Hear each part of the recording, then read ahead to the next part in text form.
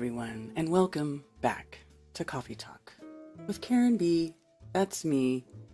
I hope you all had a wonderful, strengthened, aka weekend. It is so lovely to see you. That's right, Billingtano. 0. That's how many fucks. 0. Let's say hi to chat. Over on Rockfin. Psyop within a Psyop. Rob Cleveland. Ashley Knopp. Music Guru. And Christoph. Good to see you. And over on the YouTube side, we've got Scooter. THC Truthers Hour of Comedy. Aisling717. Thunder Chicken. Lev Kung Fu Shaolin.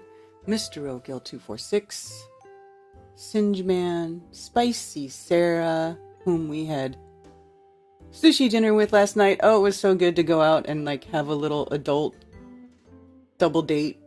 That was a good time. That was such a good time. YouTube. What is that V that people are putting at the end of your names? Does that mean you're a vegan? Because every time I see that, I'm like, does that mean you're a vegan? Or what does that mean? Or does that mean visitor? Are you like V, like visitor? Anyway, Jameson Kimbrell, Feather Bear, good to see you. Mojo Shop, Valley Parks, One Polynation, Anthony Bergs, Good Times for All,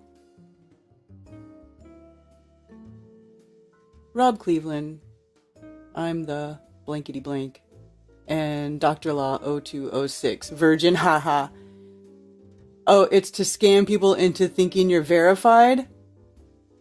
Oh. I don't think that's gonna work. Young Willie says, props to Karen for surviving the globe jesters on the modern day debate. Oh, yeah. Oh, cheers, Renee. Thank you for the, super chat.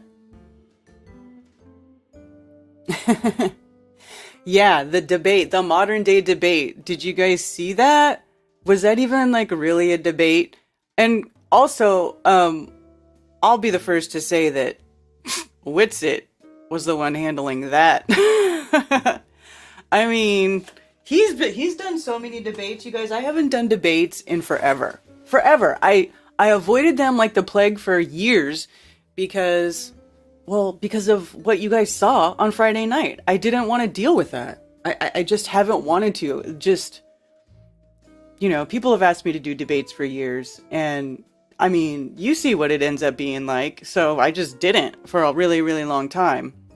And so then this guy, James from Modern Day Debates, emailed me and asked me to do a debate and that I could pick my partner.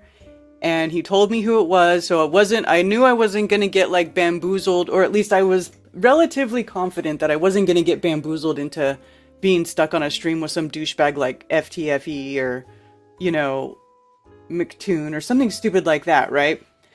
So I thought, well, if I could pick my partner, I'm going to see if Witsit could do it, right? At first, I was thinking either Witsit or Rose, right? I thought it'd be cool if it was two flat earth chicks doing it. But, so it was, I asked Witsit, and Witsit, of course, said yes. And so he went on there, and I mean, you know, me, the stream starts, I don't know if have you watched it, but it's so funny because it starts, and I'm just like trying not to laugh. I'm like, I have this big, stupid, cheesy grin on my face because I was just dying laughing because I was like, what kind of clown show is this about to turn into? I gotta change my sound settings. I mean, I'm not gonna make you guys listen to the whole thing. I'm not gonna play a whole bunch of it or anything like that. But it's funny, right? I mean, let's see. I just want to see the looks on our faces. And I didn't even prepare anything. for this, right? He's just like, I'm just gonna jump into you, and and you're gonna be the oh, let me share screen. He's like, you're gonna be the you'll go first, and you'll do your intro, and then Witsit and blah blah blah, right? And I didn't prepare anything because I'm just like, I'm like, what are you gonna say? Like, I know we're just gonna get in and discuss everything to begin with, so I didn't plan on some long intro. I'm just like, hey, we could see too far. I did measurements myself. I witnessed it with my own eyes. Saw something you shouldn't see. Earth is flat. Like, that's it. All right. So then Witsit, he has like, I guess he has his like intro down pat, right? And he says all this stuff about blah, blah, blah, blah, blah. I don't even remember what he said, but he had a really good intro, but it was very short and concise still, right? Even though he said more than me. And then, and then these two start talking, and oh my God, I'm just like, is this for real? This is why I don't do these, and I just am laughing the whole time, like, oh my God, I knew it was going to be bad, but it's like, it really is as bad as I thought, maybe worse. So then here Witsit gives his little talk, right? I mean, but just look at after Witsit, he talked kind of a little bit, huh? After Witsit started talking, I was like, well, maybe I should have prepared something more than that. But I just didn't feel like it was necessary. Is it necessary?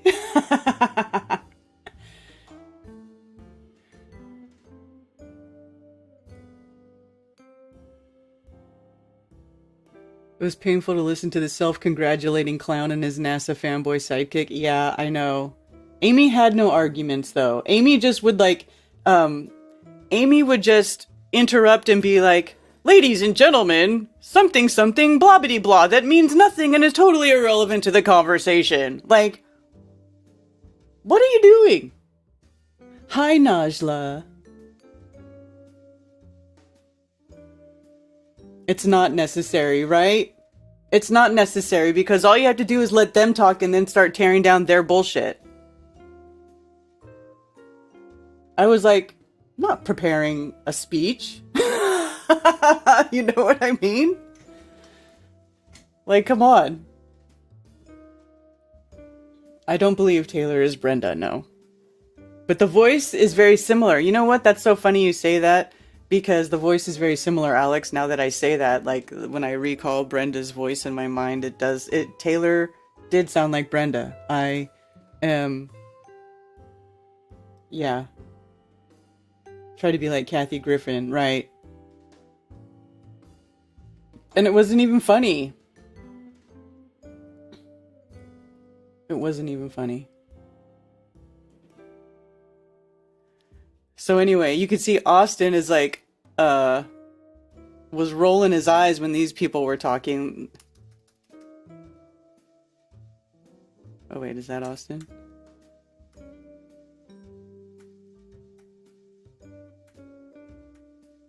Okay, so here, now you can see that the globe guy starts talking.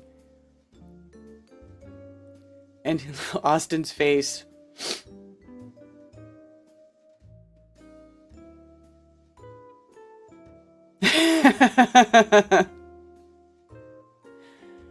Yeah, Kathy Griffin isn't funny either. Yeah, of course.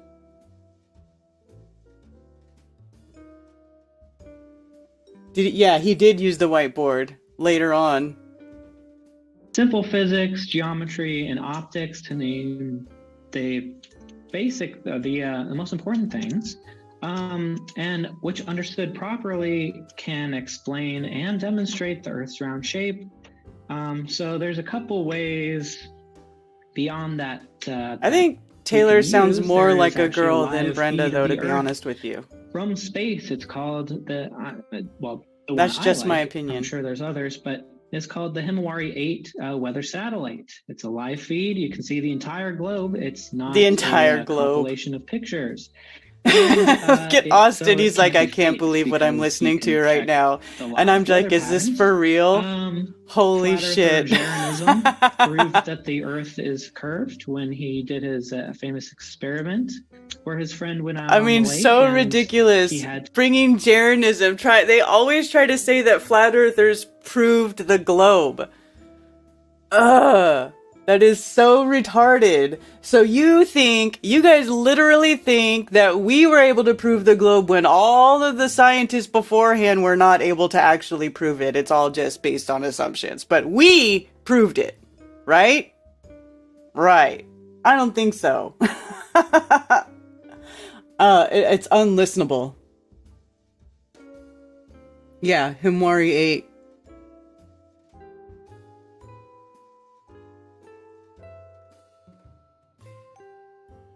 Yeah, the Netflix thing. They always try to bring up the Netflix thing as if Jaren proved. I mean, even though in that stupid documentary, which is edited obviously by biased people, they don't show any measurements. Seriously, a globalist standard of proof is ridiculously low. Ridiculously low. You just have to show them some bullshit that they agree with, and they're like, yep, that's proof.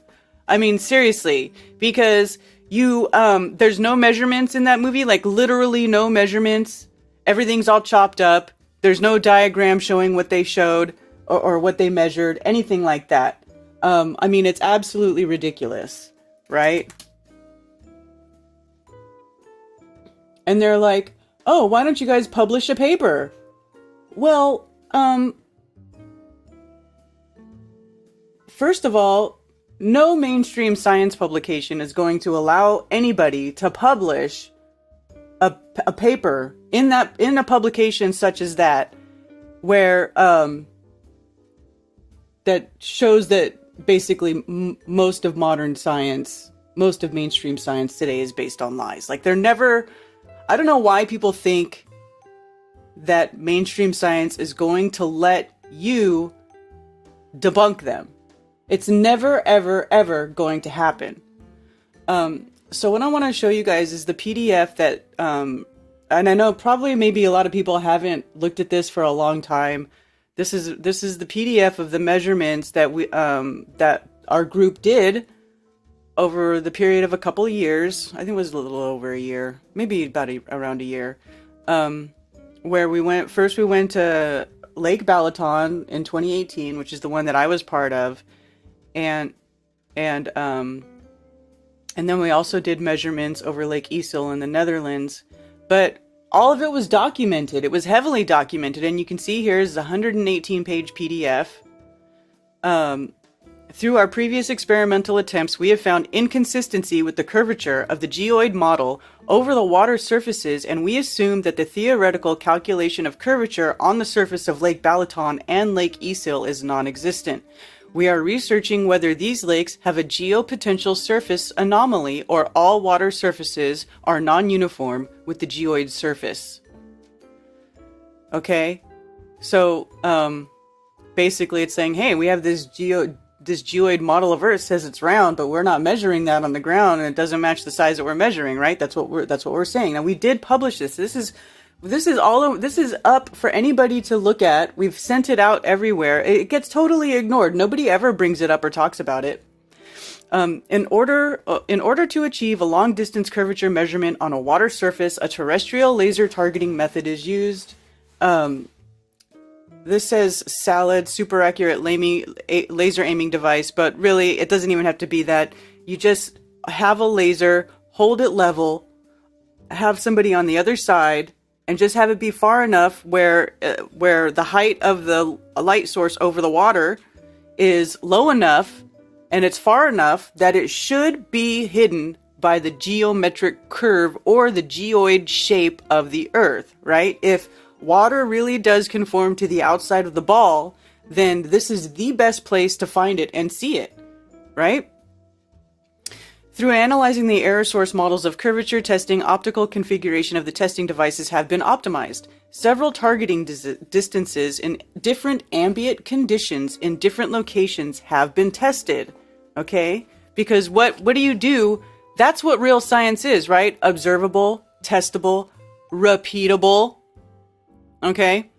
Environment readings are referenced and calculated to reduce the measurement errors caused by the ambient conditions. Through the above processes, the relative accuracy of the measurements are meeting the experiment design requirement. The TLT method used in the experiments has high accuracy and practical advantages. The geoid is defined as the more smooth representation of the Earth and is described as the surface that would be assumed by the undisturbed surface of the sea. Therefore, water surface is following the geopotential surface. By that we have the common understanding that water surfaces follow the curvature of the Earth. Right, Globies? That would have to be the case if Earth is a ball, because 2/3 of the Earth, of a known Earth, are water, right?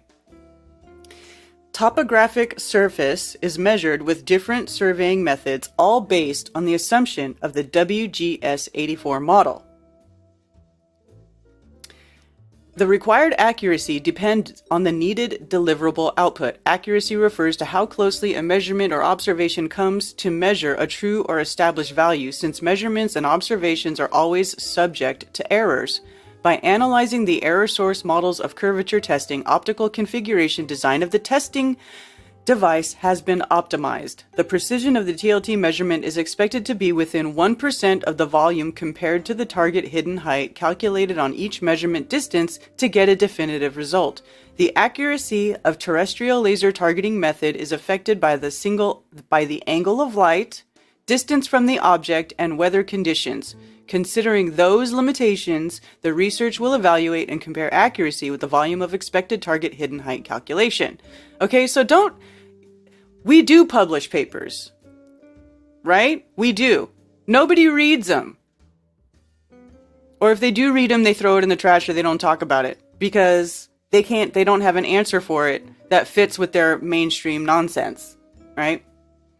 Terrestrial laser targeting surveying method can be used with sufficient accuracy on a large distance curvature measurements. Compared with other curvature test methods, the method used in this paper has proper accuracy and practical advantages. In this document, we are introducing TLT measurements up to 40 kilometers or 25 miles conducted by our research team until April 23rd of 2018. The general objective of this research is to evaluate and compare the results of TLT measurements over the surface of lakes with the calculation of the geoid curvature to determine the shape of the lake surface. Our secondary objective is to study the effects of terrestrial refraction in different ambient conditions at very low incidence angles close to the non-uniform density transition zone, or the NUDS, above the surface of the lake. Now, the non-uniform density transition zone is that area that it's like about a meter or 1 or 2 meters that is the closest from the surface of the water up about 1 to 2 meters. And this zone is the most dense air, right? Because it's right at sea level. So it is the densest part of the atmosphere. And it also fluctuates with many, many different things. But it's the point at where most of the distortion is going to occur. But that's also sort of the area where you want to put your laser when you're doing long distance measurements, because the closer the laser is to the surface of the water, the more it busts the globe, right? the less margin of error there is there. Scope and limitation of the study. The scope of this study is limited within evaluating and comparing the curvature of the surface on Lake Balaton, Lake Isil, and the effects of low incidence angle refraction. Determining and evaluating the accuracy of the measurements requires quite stable weather conditions. During measurements on Lake Balaton, there have been a lot of limitations, especially related with wet weather conditions, cold, humidity, snow, and wind. Due to the adverse weather, all goals set forth were not accomplished in the time frame allowed, so our measurements were continued on Lake Isil in great weather conditions. Right, so we did do some observations on Balaton that should not be possible on the globe, but then the longest measurement was done over Lake Isil.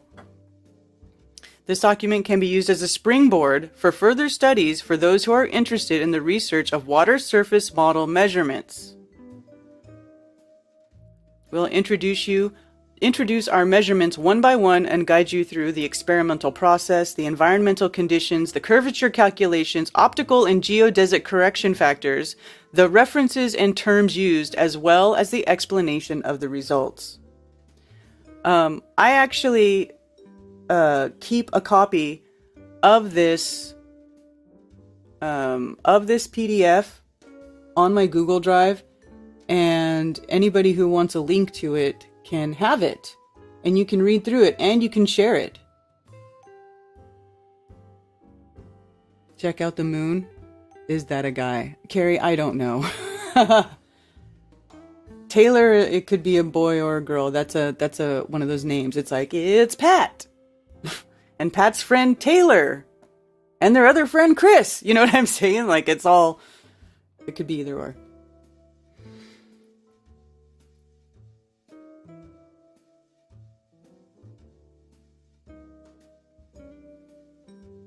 Just seeing what you guys are.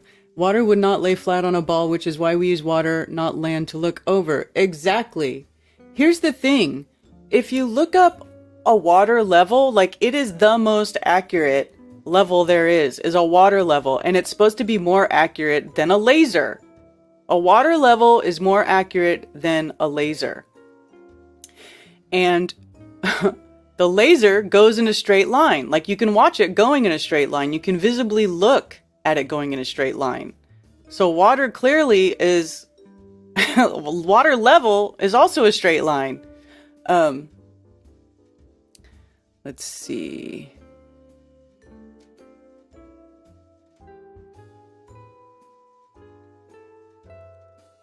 So here we are. See, we had we even had this grid that we were aiming the laser at across the lake to make it easier to find, and also measure like how high up the laser light was showing, right?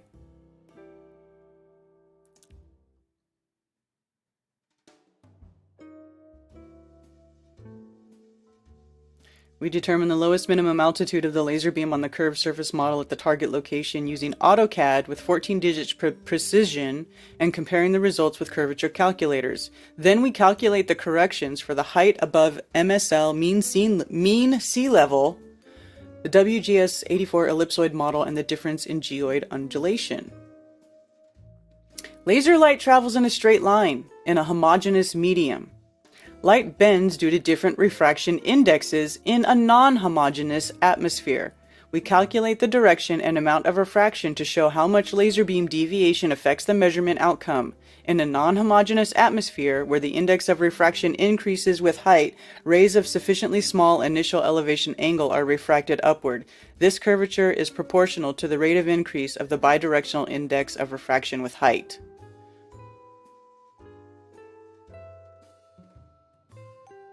So here we go. There it's showing you the 2 points, measuring position from the laser, and then we shoot it out across there.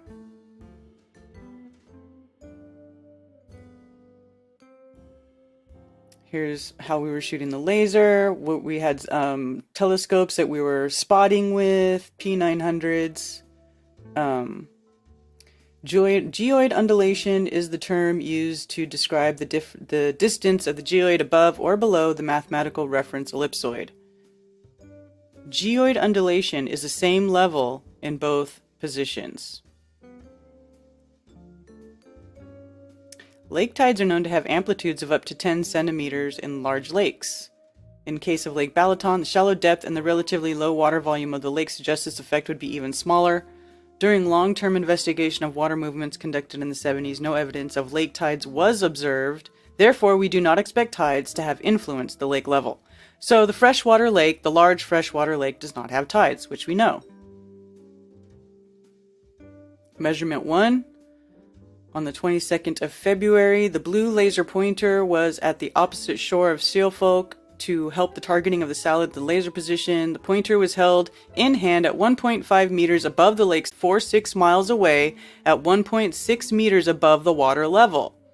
That was the first one. I saw this one. Well, I saw all the ones in Balaton pretty much. So here, you can hardly see it. It's easier to see if you have it on your own screen, but there is a very small hint of a blue laser here, and also we have the green laser going across there. Laser beam caught.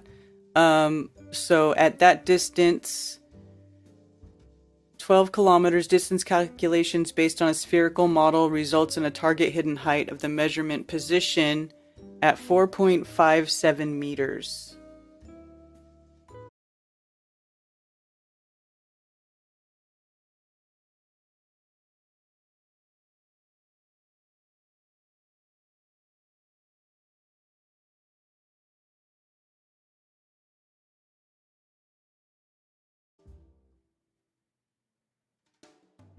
What is going on?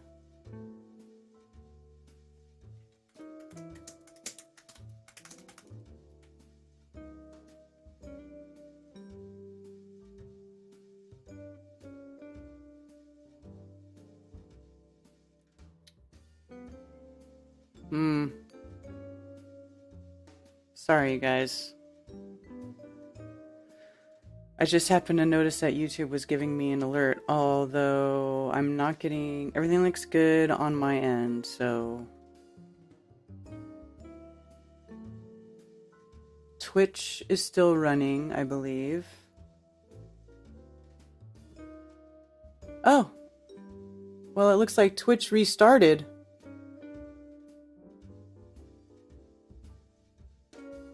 Huh.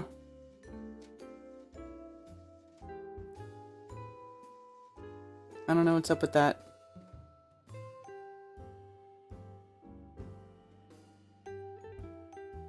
It drives me nuts because, you know, I stream for a couple days and then it's fine and nothing happens and then all of a sudden it wants to give me crap again.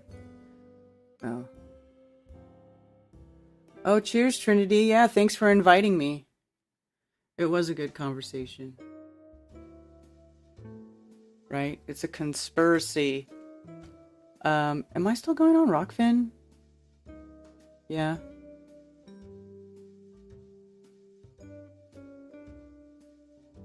Okay.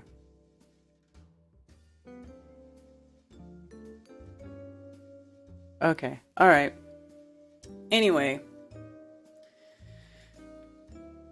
Where was I? So, target hidden height of the measurement position. Oh, see, now YouTube's saying no data again.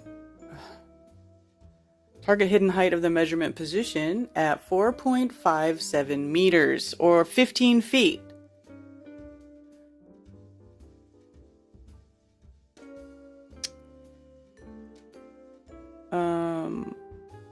So... Yeah.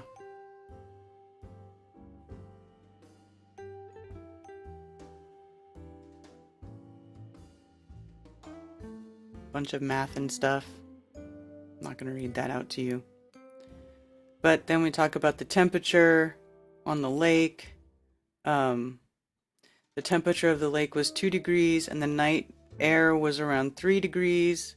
The humidity is always higher near the lake surface. That indicates a lower refractive index. Ambient conditions showed that the refractive indexes were about the same at the two sides of the lake, and the vertical change in temperature was marginal. Humidity was higher above the lake surface than air above. We conclude that the gradients above the lake surface did not cause any significant refraction of the laser beam. So, there you go. Difference of geoid height.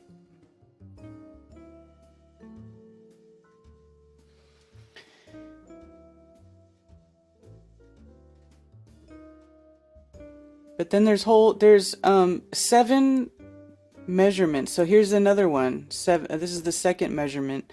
This one's at 12 kilometers as well. There you go. I think this is the same one. So they did it twice. That same measurement, looks like. I don't remember. It's been a long time since I've looked at this. Green laser at 13 meters height. Blue laser height is at 2.2 meter. Okay, this is when we had two...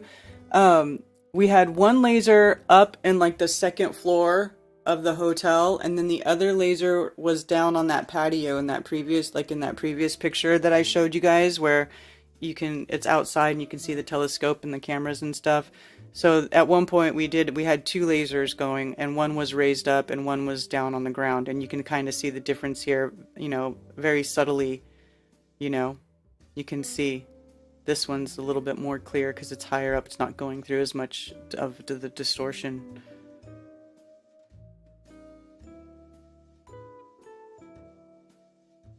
So that's 2. And then Lake Easel, Netherlands measurements.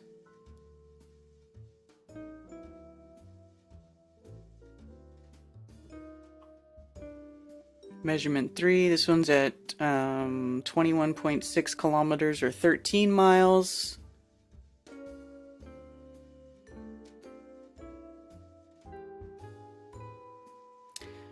So, actually, let me get a link to this so I can, I'll post it. So anybody who wants a copy of it, you can look at it. It is a long document. It's a little over 100 pages.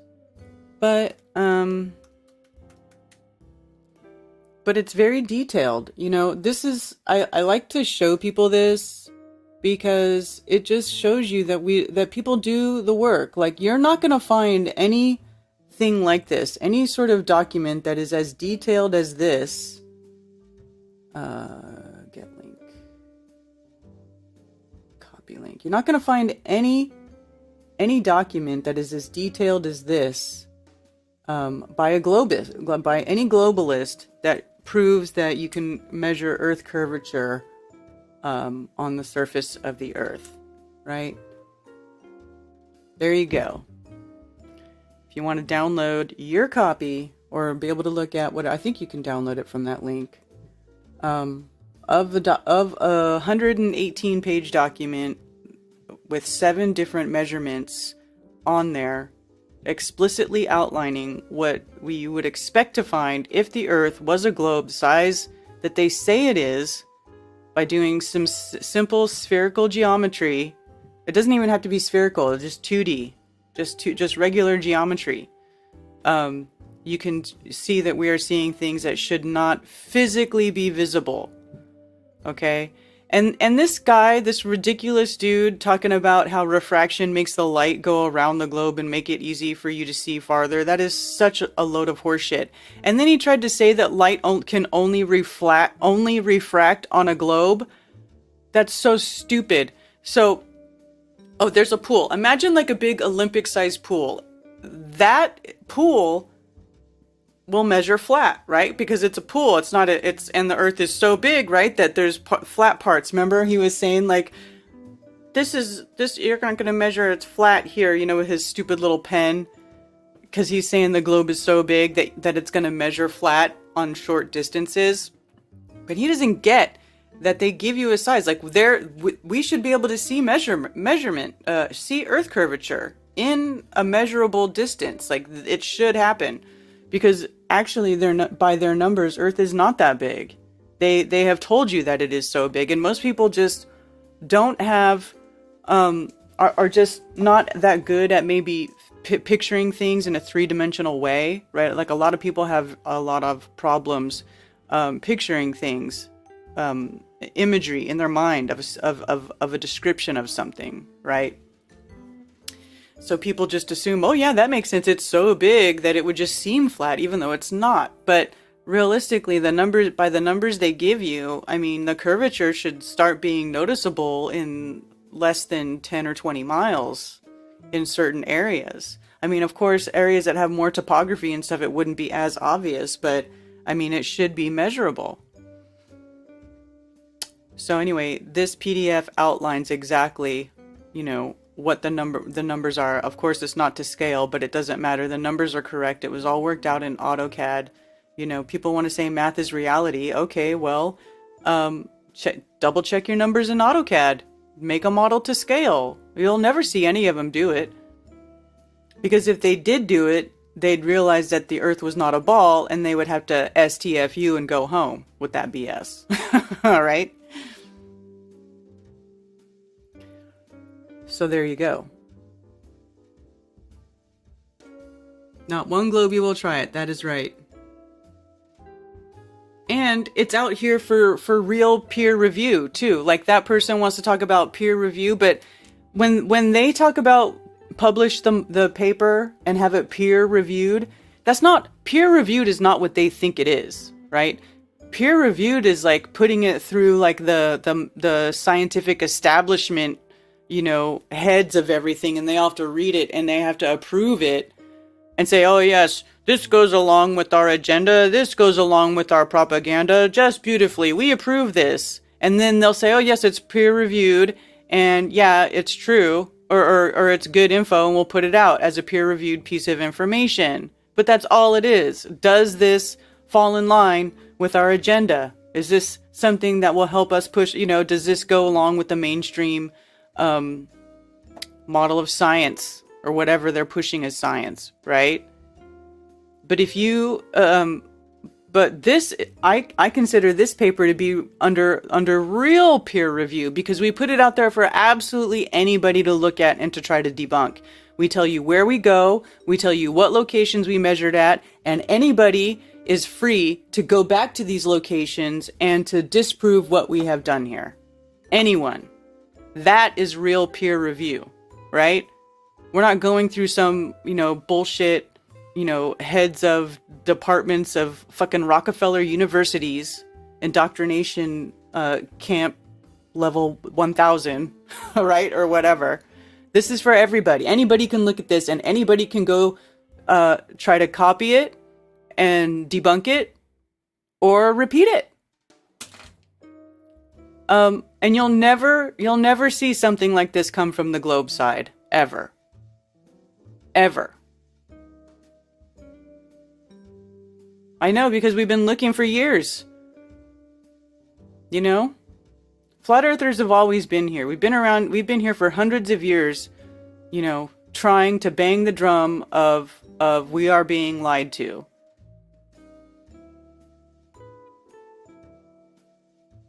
And we come up with real data. We do real tests. We do real measurements. Because we're not trying to bullshit anybody. We're doing this because we're tired of it. Tired of being lied to. So we go out and we do the work to prove that there's something amiss. And then it just gets ignored. And then, you got fucking knuckleheads over here on Modern Day Debate.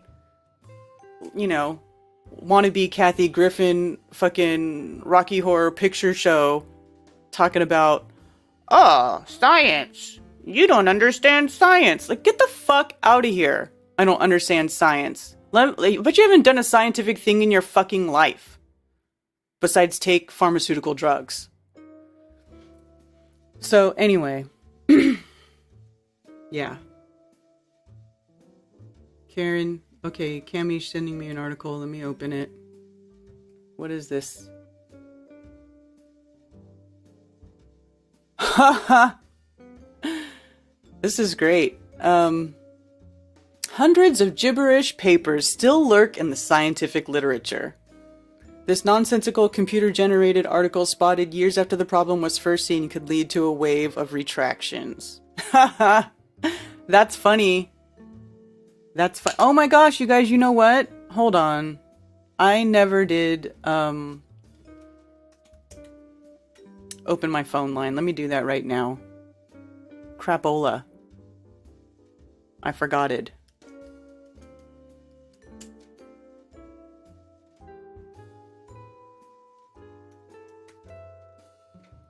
Welcome to the conference center. You are a host.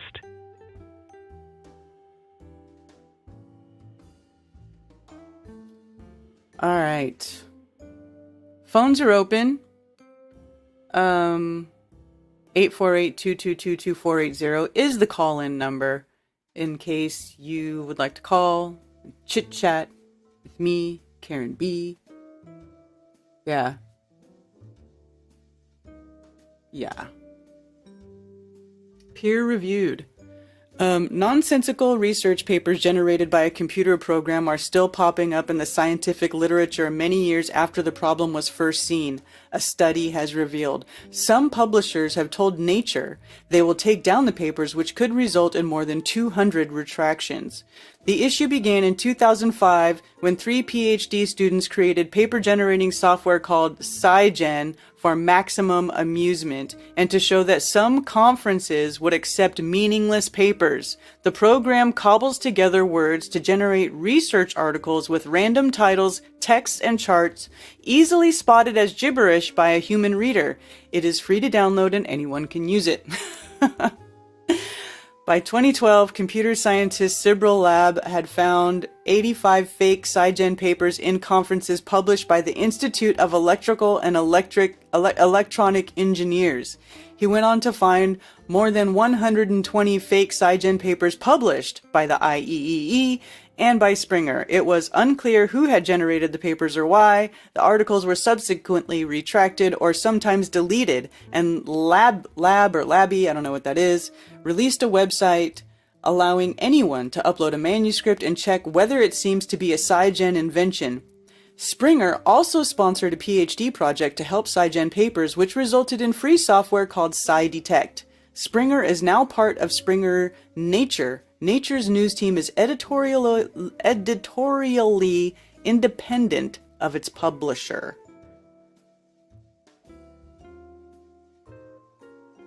Lab, who works for the University of Grenoble-Alpes in France, originally researched manuscripts for words typical of SciGen's vocabulary, but he and another computer scientist, Guillaume Cabanac at the University of Toulouse, came up with a new idea, searching for key grammatical phrases characteristics of SciGen's output. Last May, he and Cabanac searched for such phrases in millions of papers indexed in the Dimensions database. After manually inspecting every hit, the researchers identified 243 nonsense articles created entirely or partly by SciGen. They report in a study published on 26th of May. These articles, published between 2008 and 2020, appeared in various journals, conference proceedings, and preprint sites, and were mostly in the computer science field. Some appeared in open access journals, others were paywalled. They paywalled phony science articles written by AI. That's funny. 46 of them had already been retracted or deleted from the websites where they were first published. Since last year, the researchers have added another 20 papers to their list, including gibberish articles created by MathGen, software that generates mathematics papers, and SBIR proposal generator, which creates nonsense grant proposals. Cabanac and Lab have posted some of their findings on Twitter and post-publication peer review website PubPeer, and they are releasing their full results online. That's funny. That's funny. Most of the latest batch of SciGen papers were authored by researchers from China, or India. Although Lab notes that the manuscripts could have been submitted in anyone's name without their knowledge. One author of several of the papers told Lab and Cabanac that he submitted them as hoaxes, but other manuscripts appear to have been edited with genuine reference lists, suggesting that they might have been generated to inflate scientists' citations counts. I think the vast majority are created to pad CVs in order to fulfill a need to publish papers. Blah, blah, blah. So there's all kinds of fuckery and bullshittery going on in mainstream science to where they're putting fake articles behind a paywall. That's funny.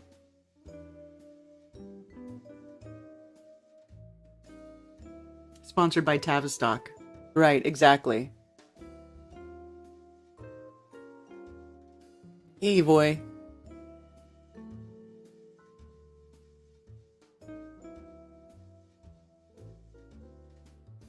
Yeah, so there you go. They're full of lies. So, I also received an email.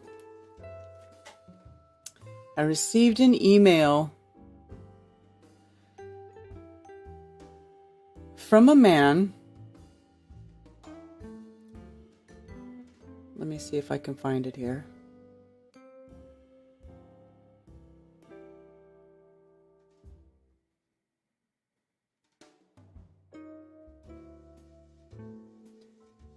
And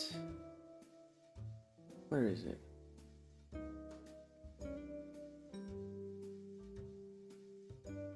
Oh,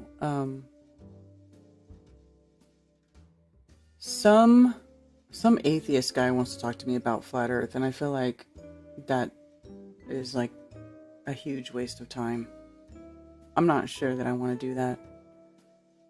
Hold on, I want to read this email because the guy, it was an email from, I guess it's a friend of a listener, and he emailed me, and the guy wants me to reply to the email, but I hate typing. I'm not a very good typer, a typist. So I want to read this email and just answer it through video. And maybe what I'll do is I will cut a clip of this out, or clip this part out and put it up as a little unlisted video and reply to this dude's email with a link so he can watch the reply. But I'm not going to type all this stuff out. But anyway, it says, "Hi Karen. My friend Eric has been teasing me with information about the flat earth theory. I'm a retired chemical engineer trained in the scientific method, and I see lots of conflicts with known science and flat earth, and a flat earth. For instance, the movements of the planets have been known for centuries, with tables of their positions over hundreds of years calculated out to hundreds of years into the future. Do these other planets just not exist? If they exist, do they orbit the sun? Does the sun exist? What about the nebula just described as the Hubble telescope? Just described by the Hubble telescope. Just curious as to how these scientific discrepancies are handled by the cult." By the cult.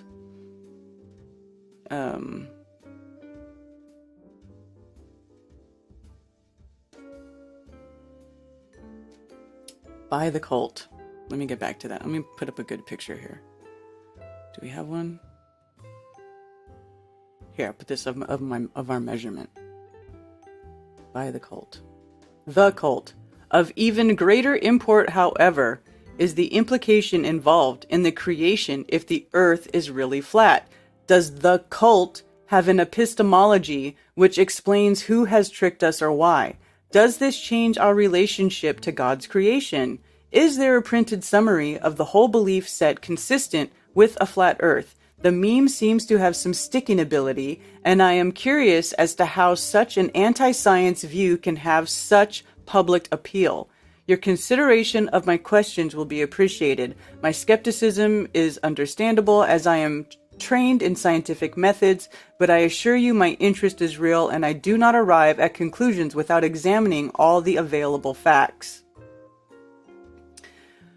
Okay. Well, I won't say his last name, but his first name is Fred. Fred, let's start with the beginning. The movements of the planets have been known for centuries. I agree. The tables of their positions over hundreds of years calculated out to hundreds of years into the future. Okay, here's where we disagree. They did not calculate the movement of the planets. Nobody can calculate any movement of anything in the sky that involves more than 3 bodies. It's called the 3-body problem. Okay, that's where gravity fails. But the reason that everybody knows the movement of the planets in the sky is because it all comes from observation. Hundreds and hundreds and hundreds of years of observations. I'm sure if you are trained in science, you know what a data set is, and that an ephemeris is a data set of all the movements of the lights in the sky. And they were documented over time for hundreds of years, maybe, possibly thousands of years, I don't know.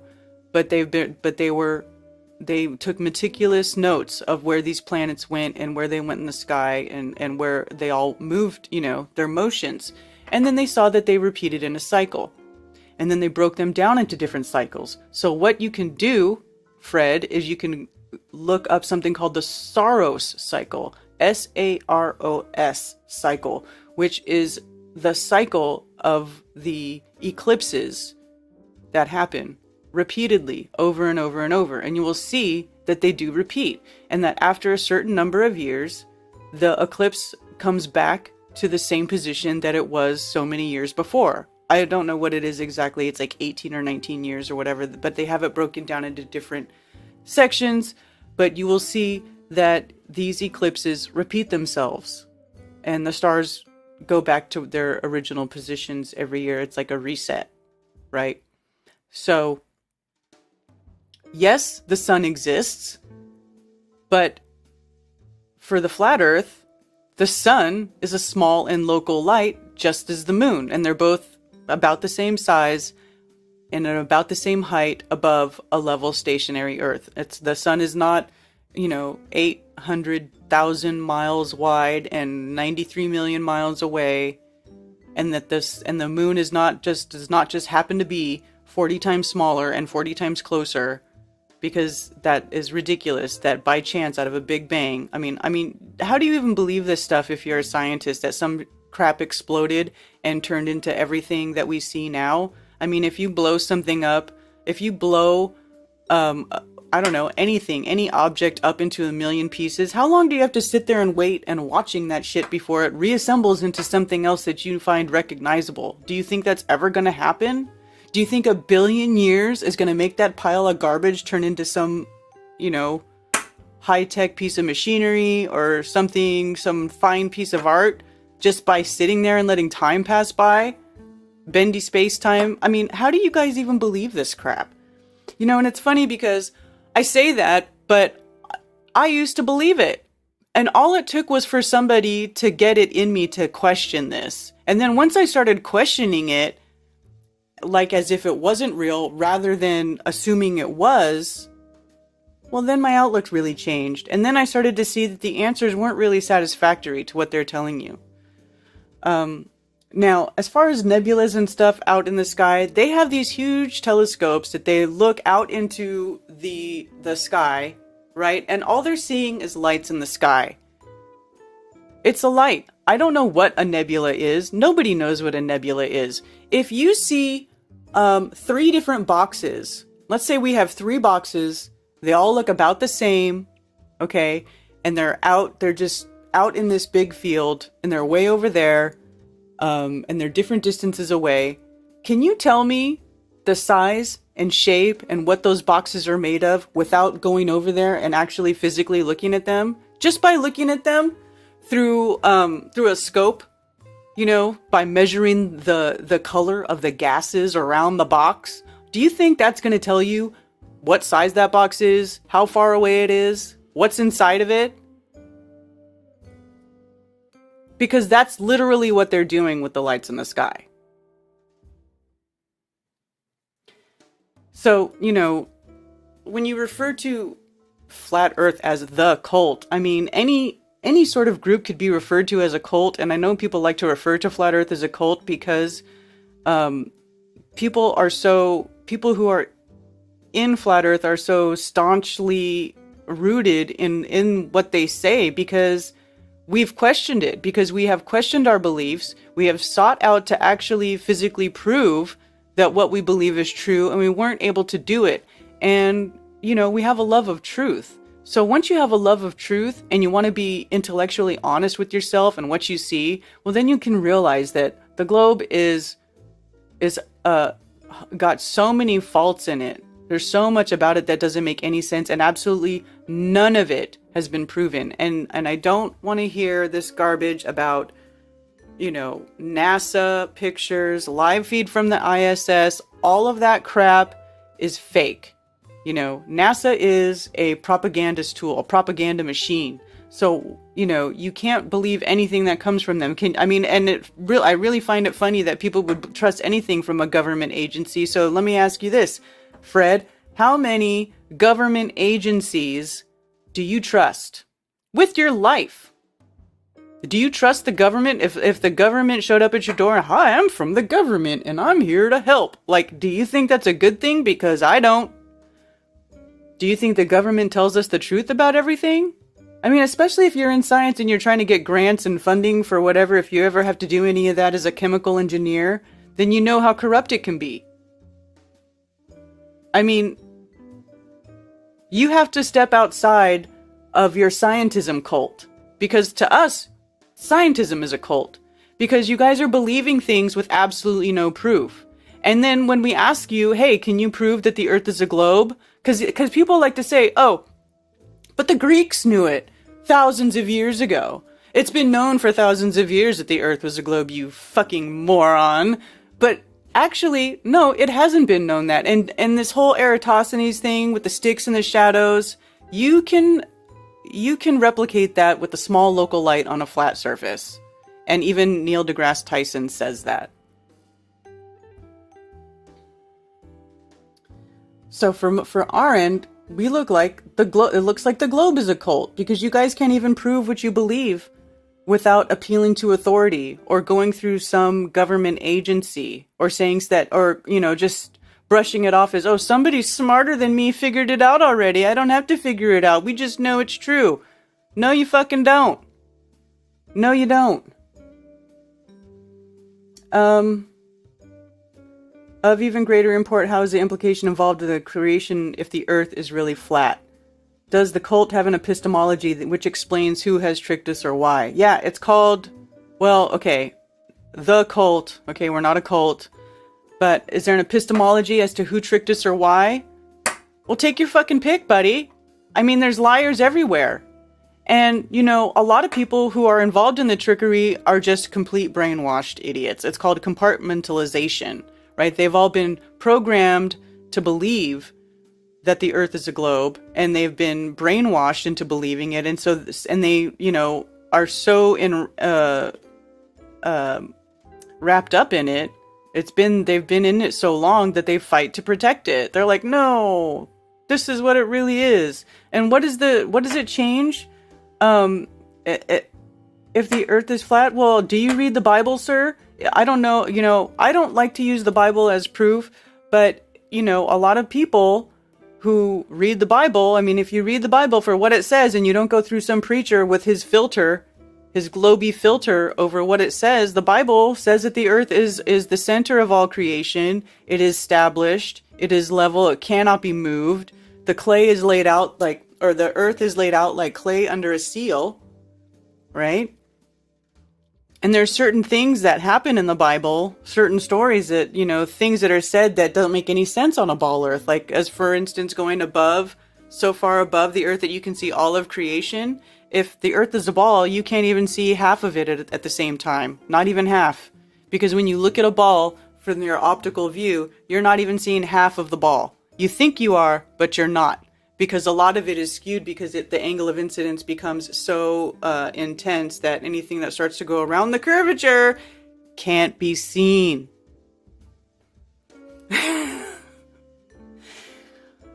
Isn't it funny how refraction doesn't have any effect then, right?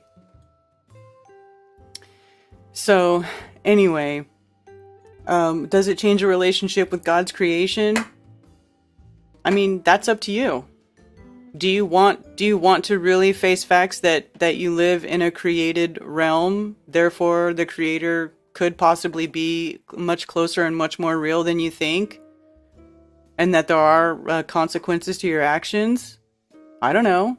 You think about that. I think that's why most people don't want to continue investigating Flat Earth, because they realize the implications of that. I mean, once you start to realize the implications of the Earth being the center of all creation, and this being like a place made for us rather than some random happenstance as a result of some explosion 14 billion years ago, and now we're like stuck to this soggy space pear spinning in an infinite vacuum, and where we came from monkeys. Like, what makes more sense? You know, it's... And everything about the heliocentric model is based off of assumptions, you know. Am I boring you guys? I haven't even been looking at chat.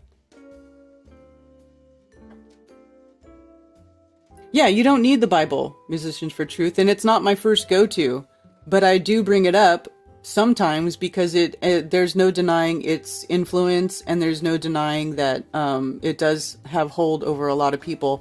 I used to not even bring it up even for Flat Earth's sake until I was flat smacking a guy here in Shelby, and, you know, I'm in the South, I'm in the Bible Belt, and I was talking to this guy, and he was like, nah, he was laughing, he was like, I don't know about any of that, da da da da da, and something inside me said, well, ask him about the Bible. And so I said, hey, did you know that the Bible says the earth is flat? And then his smile went away, and he was like, what? He was like, well, now you got my attention. And then I started telling him a little bit about that, and he's like, well, I'm going to have to go back and read it, but, you know, now you got me thinking. So sometimes that's the door. You know what I'm saying? Sometimes that's the door into somebody's mind.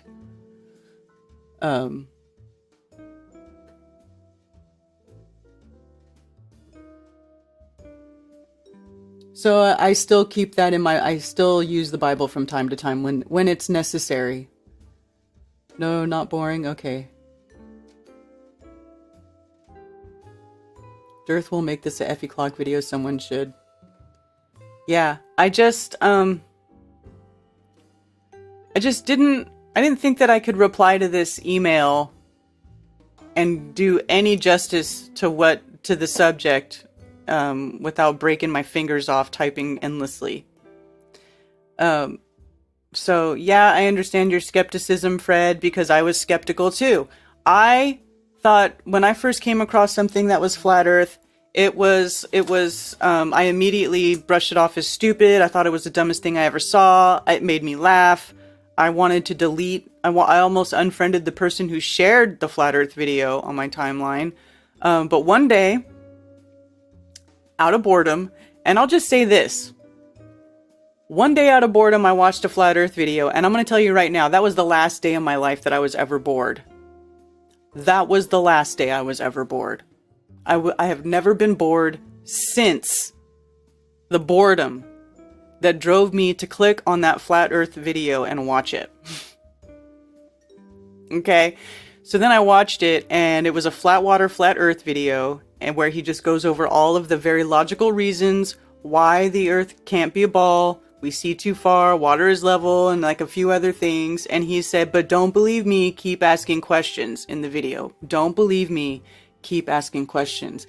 And, you know, I was not convinced after watching one video, but when it ended and he said, keep asking questions, I was like, you know what, buddy, you're damn right. I'm going to keep asking questions. And I was like, and I'm going to debunk this. Right? So I spent the next 2 weeks looking everywhere, trying to answer questions that I was finding on these videos that people were posing that they didn't have answers to. And I was realizing that the answers were not satisfactory. They weren't something that I could go out and verify for myself. It was all appeal to authority. That's all it was. Fred, you're a chemical engineer, so you know you don't study astrology or any of that stuff, but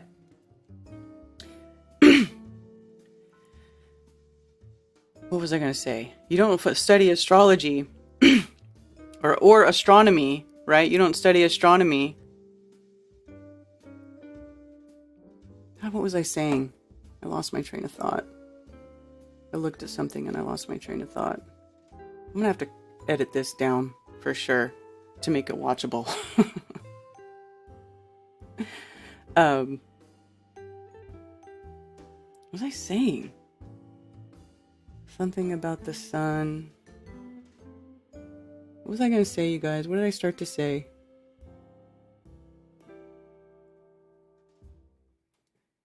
I remember being sure that it would take me an hour to prove, an hour at most to prove the globe. Now it's almost 8 years later. Yeah, exactly. Exactly. Yeah, squirrel, big time. Lost it. It's gone. Because if you're a chemical engineer, you're not going to be studying astronomy and planets and all that stuff typically, right? So what was his other question? Oh, the scientific method. Skepticism, scientific method, right? But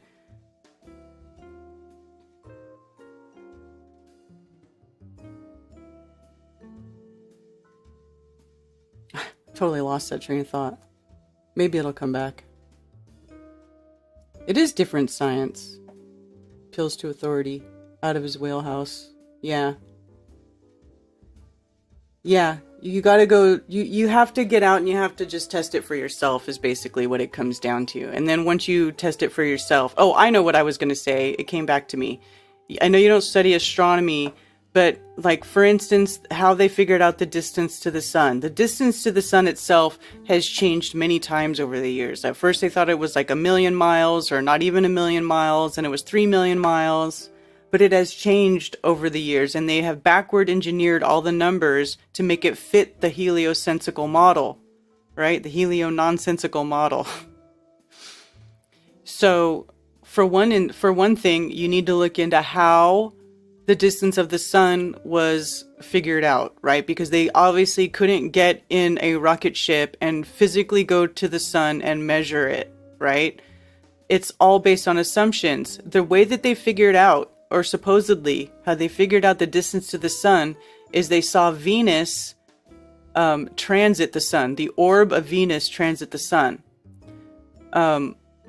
Venus doesn't transit the sun but once every few hundred years. I think it actually just transited the sun in like 2012, so we're not going to see it again in our lifetime. And I wish I had known more about it when Venus transited the sun. I actually also find it very interesting that flat Earth did not become popular until 2015, which is a few years after the last Venus transit of the sun. But what happened is the orb of Venus transited the sun, and it was assumed that Venus was a planet the same size as Earth. And then they backward engineered the math from there. And that's how they found the distance to the sun. So it's all based on assumptions. Nobody has been to any of these lights in the sky. And the moon is a place you can't go. The moon landing is a hoax. I would highly recommend that you look into the moon landing if you haven't already. I mean, you didn't say anything about moon landing in here, in this email, which typically a lot of people say, well, we've been to the moon and we saw the Earth. Maybe you already are skeptical about the moon landing, which you should be. I would highly recommend you go research that and look at the pictures and see how there's more than one source of light and how none of it makes any sense. Not to mention the lunar lander. Just look at the lunar lander. Even if you don't want to, analyze the shadows from the moon landing pics, just look at the lunar lander. Actually, why don't I just bring that up right here? Since I'm talking about it.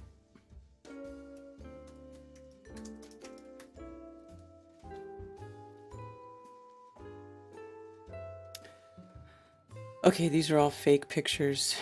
Oh, here we go. Look at this ridiculousness, sir.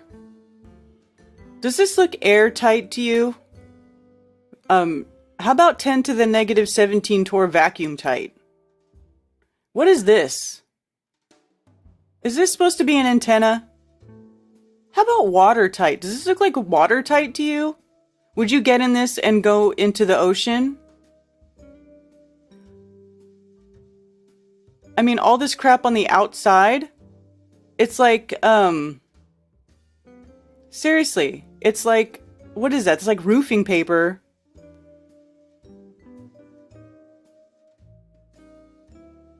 What is this stuck in the ground right here?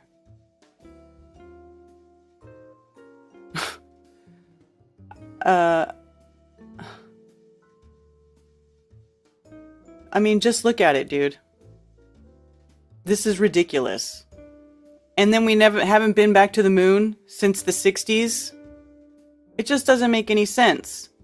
So, instead of pointing these, saying that we're anti-science, why don't you point these anti-science questions back at the establishment? Ask them how they got through the Van Allen radiation belts in 1969 in this hunk of junk, but today they don't have the technology to do it without it affecting or harming biological life. Does that make sense? I find it so funny. Like the level... This is programming. This is programming. Congratulations, you've been programmed. Now unprogram yourself. Start asking questions. I mean, I don't know what to tell you other than that, dude. Go out and get a copy of the WGS84 flattened ellipsoid model. See if you can go do some measurements and that match that. We did it 7 times. Never matched it. You're happy to go along and repeat. Repeat. And debunk. But you won't do it because you can't do it.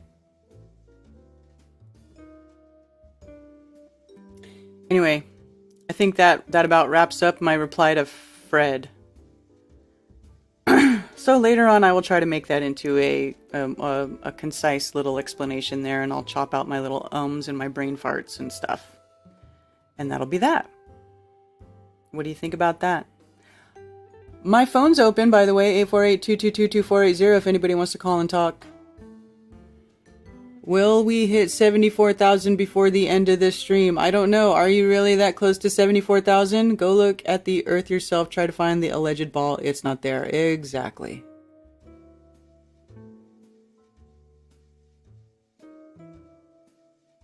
I know.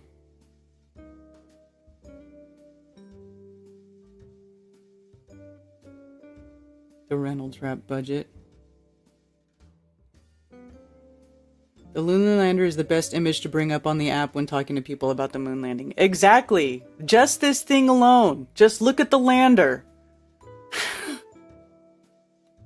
There's no way that thing flew a 250,000 miles and back in space. I'm sorry. It just didn't happen.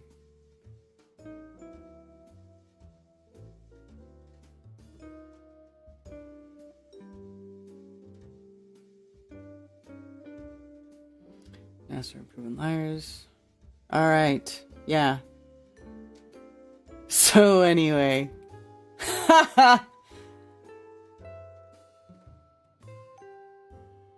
Aerodynamic. Precisely. It's a meth hut. Construction paper, tinfoil, curtain rods. Yes. Solid design. Any word on Brian? How is he? Oh, Brian. Brian is healing. He's recovering.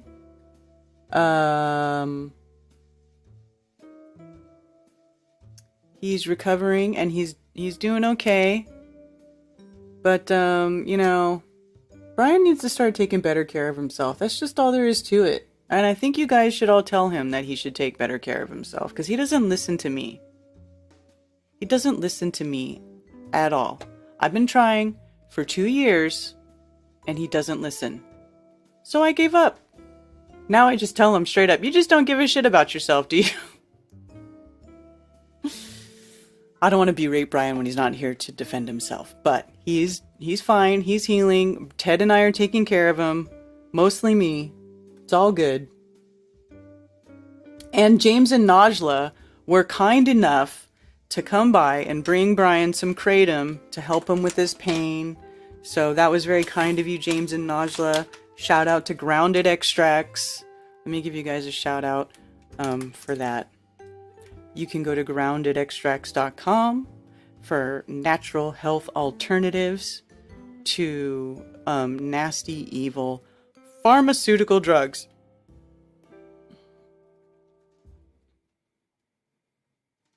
There we go. See? Look at all that. Kratom. I don't think this is the kind that they brought for Brian, but they brought him kratom. Chaga mushroom. Ooh. Yeah, buddy. Irish iron. What's Irish iron? Oh, that looks good. And they have the best earth, which I have right here. I love the best earth. Anyway, yeah, they have great stuff if you guys would like to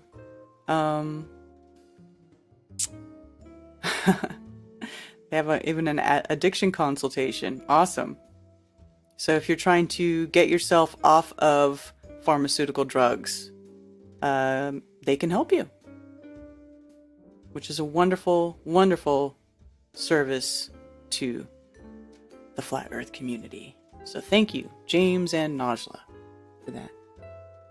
Oh, you got custom kratom for Brian? Oh, you're the best, James. You are so sweet. Yeah, Grounded Extracts will be at Flattoberfest. October 21st, 22nd, and 23rd in Greenville, South Carolina. You guys, it's the biggest Flat Earth party of the year. Glowbusters, Mark Sargent, DITRH, Austin Whitsitt of Whitsitt Gets It, who crushed in the debate the other night. Also have a new couple of new additions to the event. Sean Griffin of Kingdom in Context.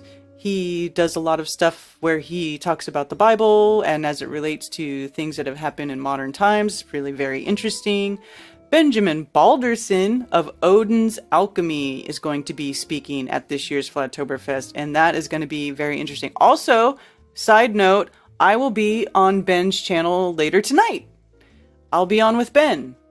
I think it's 7. I wonder if he has the link up already. Let me check.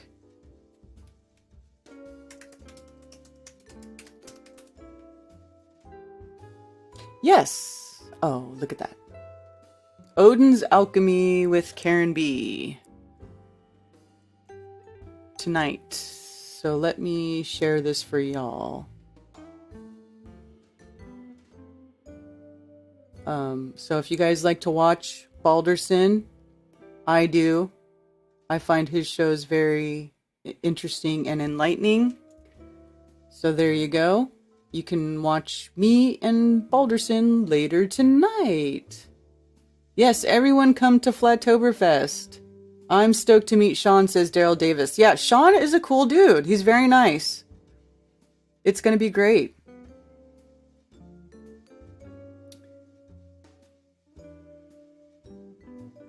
Look like a Grim Reaper. Cheers, Al Crooks. Oh, I have a caller. Thank you for calling Coffee Talk. You're on with Karen B. Karen, it's me. Yes. Hello, David. How are you? Doing great. First, that debate was just unreal. Like, are those two serious? Do they believe the crap that they say? Do they? I don't know, man. They're just, could you say it if you didn't believe it? I mean, you'd either have to be getting. Could you say that crap if you didn't believe it? I mean, unless you were getting paid. Unless you just had no soul. Paid or possessed. Either way. Yeah. Either way. So, have you ever heard of a guy, science guy, by the name of Bryant Myers? No. Okay, you may have seen him, and his YouTube channel is called Debunking Flat Earth. Normal looking guy, and like super sciencey, like well indoctrinated, educated, whatever you want to call it. He reached out to me and said, "Hey, I really want to debate you," and but he was saying all the right things. He is on board with everything from the Covidius Maximus to the New York event. Everything. He's on board with everything except 2 items: flat Earth and the moon landing. Okay, and so I agreed it's going to be myself, Sean Hibbler, Jaron, and Austin. And him. 4 against 1, but it's not 4 against 1. It's we're going to give him all the time to talk, and we're just going to use our expertise, each of us, to answer his questions. This is Thursday night, 9 p.m. Eastern on Jaron's channel. But the reason I'm calling to tell people about this is this guy believes what he says. He is not a shill. And worst case scenario, he's going to teach Globers and Flat Earthers how to have a civil discussion. All right? Okay. So in the chat, don't start saying crap about this guy. Throw information out there for sure, but don't say he's a shill, he's paid, he's an agent. Don't say any of that because he's not. He actually believes this stuff. The chances of us snapping him out of a psychosis is very low. Slim to none. But what's that? I said slim to none. Yeah, slim to none. But you can check out his YouTube channel, Debunking Flat Earth. It just has 75 subscribers. And he has given us his 14 questions already that he wants to do. And nothing's new. Nothing new. Well, of course not. I mean, it's been years. It's been 7 years. And look at those Globies the other night. They're saying the same old shit. Right. Well, you can't compare him to these guys. This guy's pissing me off because in our emails back and forth, I'm really starting to like this guy. It's so difficult. It's really difficult. But I want everybody in the chat to demonstrate to Globers how to have a civil conversation. We can disagree. Karen, you and I disagree about things. That's fine. Mm-hmm. And we get along. So we're a polar opposites, just North Pole, of course, with this guy. And it's going to be an interesting conversation. I'm really looking forward to it. So that's Thursday, 9 p.m. Eastern. Awesome. Yeah, it's going to be crazy. Right. What else is going And on? what else? Looking forward to Flexoverfest as we get closer. Yeah. It's going to be great. And I'll be getting there on Thursday early in the day and leaving on Monday. Sweet. So, yeah, Rick Hummer's going to be there this year. Do you know that? Rick is coming? Rick is coming. Wow, that's awesome. And I heard another rumor bouncing around that Amanda Vollmer's coming. Now, I started this rumor, and it's just bouncing around in my head, but I did hear it many times. I would love for Amanda to come. I invited her, but I think the rules are still too much bullshit. She's hoping for some changes in the rules, but just so everyone knows, I started the rumor, and I'm only hearing it in my head. Yeah. Yeah. Well, I'm hoping, though, if they don't, get rid of that crap this year, I'm hoping they get rid of it for next year so that we can have her at the West Coast event. Isn't that sad? I'm hoping they remove the ridiculous restrictions next year. I'm okay with that as long as, by next year. Yeah, how about, but I'm not okay with it. It today? Sucks. It sucks. I know, but we're saying we're like, could you imagine at the beginning of this, like, hey, we're going to put these restrictions on, but we might move them next year. People would freak out. Now we're like, oh, next year, that's cool. Yeah, and they're and also, side note, actually, while we're talking about this, there's another obstacle besides that for next year, whereas they're requiring everybody to have a real ID next year by May 3rd, 2023 for domestic travel. So now, what's a real ID? It's like the driver's license that's like it's their new driver's license that they've been the verified. Connecticut has had that for years. Yeah, well, I mean, they've already had it in multiple states, but they haven't required you. Like, you could still decline it and get a regular license. Because, last time I went and got my license, they asked me if I wanted that, and I was like, no. And I just got the regular license. But now they're going to require that everybody have it by May of next year. And so that's another thing that might be an obstacle. People aren't going to want to get this to be able to travel. So, this is what it looks like to me. Like, they're going to take away the bullshit restrictions, right? Like the vaccine and the mask and all that crap. But now you're going to be required to have this stupid ID or you can't fly. Domestic. I remember at the beginning of my conspiracy researching days where I said, they're listening to your phone calls. Everyone's like, shut up. They need a court. They need a warrant for that. Right? And people thought I was crazy for saying they're listening to our phone calls. And now look at us. Yeah, exactly. One last thing before I go. Did you hear the last communication from the Queen was on September 7th? And it said, I have information leading to the arrest of Hillary Clinton. Right. Right. All right. See ya. All right. See you later. Bye. Bye. That's funny.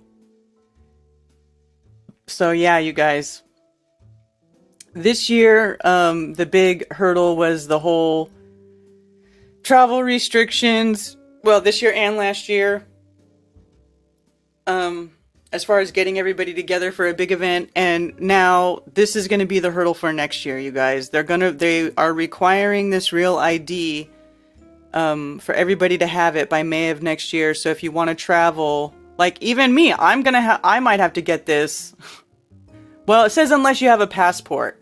I have a passport, so I can use my passport. I think that's the only way out is if you have a passport. Let me see. Frequently asked questions. What is Real ID? When will Real ID be enforced? May 3rd, 2023. Federal agencies, including DHS, TSA, may only accept state-issued driver's licenses and identification cards as identification for purposes of accessing federal facilities, including TSA airport security checkpoints, if the license or card was issued by a Real ID-compliant state in accordance with the Real ID security standards, meaning the license or card must include the Real ID compliant star marking. Enhanced driver's licenses issued by Washington, blah, blah, blah, are considered acceptable alternatives to the Real ID compliant cards and will also be accepted for official Real ID purposes. When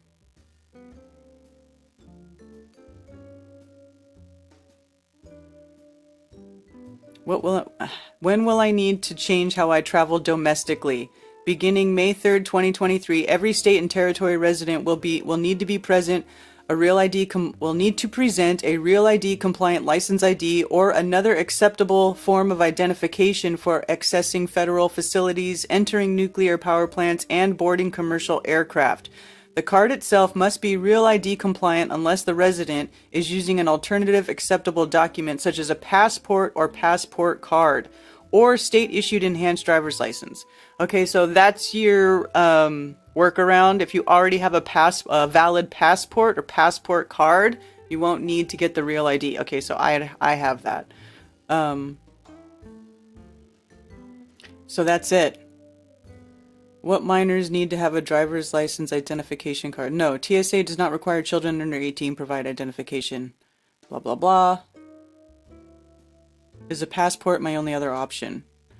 No, TSA accept other forms of identity documents for information of acceptable identification for boarding aircraft, blah, blah, blah. Visit this. Driver's license, beginning May 23rd. If you plan to use your state-issued ID or license to fly with the U.S., make sure it's Real ID compliant. Or U.S. passport, passport card, permanent resident card, blah, blah, blah. All this stuff. So anyway, just be aware of that, you guys.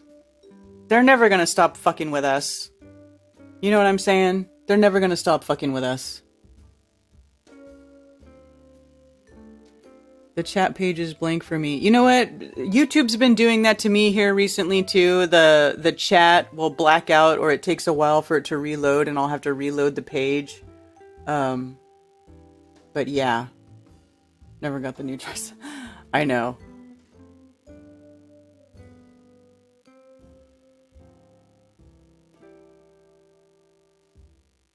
Yeah. So anyway, that's what's going on. Oh, I have another caller. Thank you for calling. You're on with Karen B. Hi, Karen. It's Hank. Top of the day to you. Hey, Hank. How you doing? Oh, I'm doing great. I was just wondering, did you look into Quartal? Not completely yet. No, I got some links and I actually went and asked questions in my crypto group.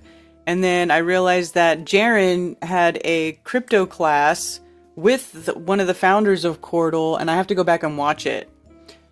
So I'm gonna go watch that, yeah, well, but I haven't had a chance yet. Well, that's good that Jaren knows about it. I really can't do it justice, but basically Quartal is the only truly decentralized platform. It's actually going to be the internet of the future. If you download the Quartal Core and the Quartal UI, you'll have what they call a node, and see, instead of this thing having a centralized server, everybody that is on Quartal, their nodes are what power Quartal. The node takes like 5 watts of power. You can run it on a Raspberry Pi.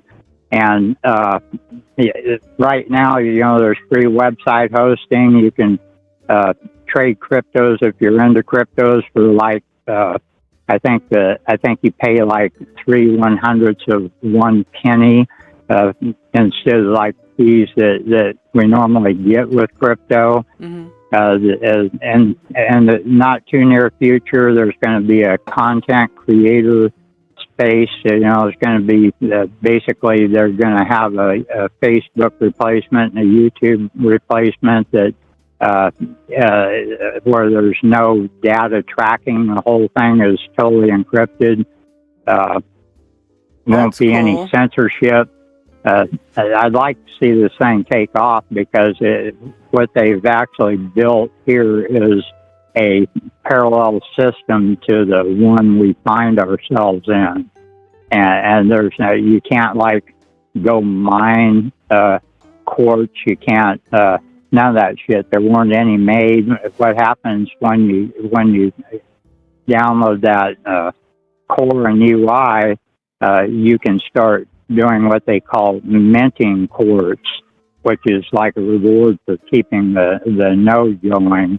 And it can't be like Bitcoin or all these other ones where you've got to have literally hundreds of thousands of dollars of equipment and big pools to try to get the shit. This is like everybody that's minting shares the rewards. There's no the longer you mint, the larger portion of the share you get, but nobody can literally just go and get rich or buy their way into it. It's totally a peer-to-peer thing.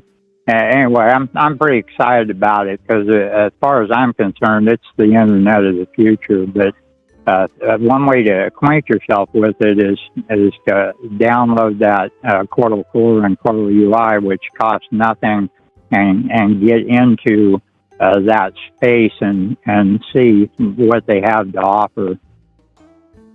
All right, cool. So that's my little pitch for Quartal.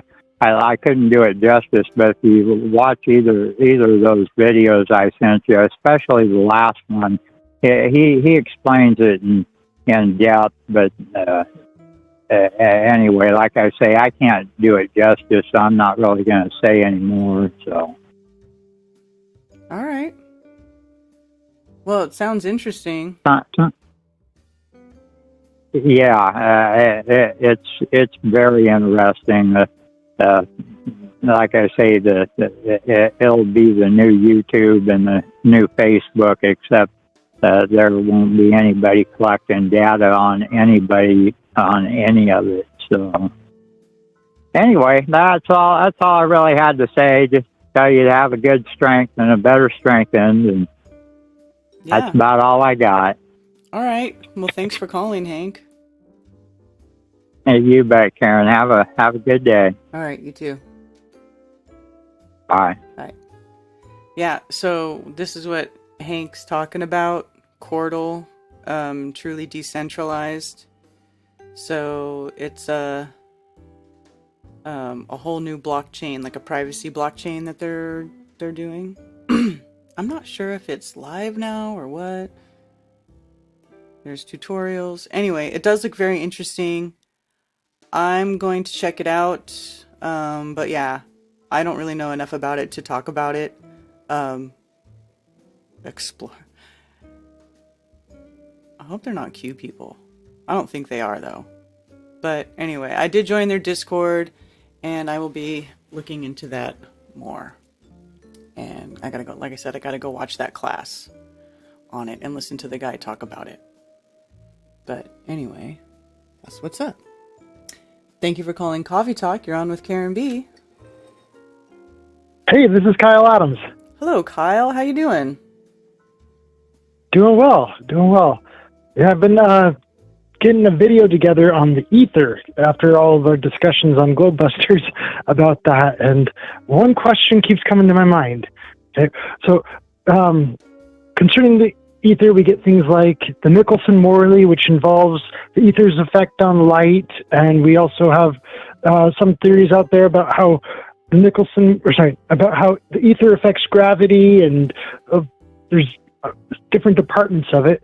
But these things are kind of experiments are taking place in modern days, and the whole concept of the ether some people say it dates all the way back to Aristotle and beyond, and so like way back in the day. And so my big question is, how did people first discover the ether like way back in the day? You know, it's been really, really influential, just multicultural. It's not just like an English thing or concept or anything like that, but it's really diverse against a lot of different cultures out there. So, that's my question right there is, how did so many people discover it back in the day? Like, what was their basis for it before Nicholson-Morley, before Newton with gravity, and a lot of these other people? And so, that's kind of been my fascination. Do you know any answers on that? I actually don't. That's a very good question. When was the first time that the ether was even talked about or mentioned? I don't know. So it's one thing I was kind of looking into on that is its relationship with spirit, because some think it's like interchangeable. It seems that way, and so it's like the element of spirit. Yeah.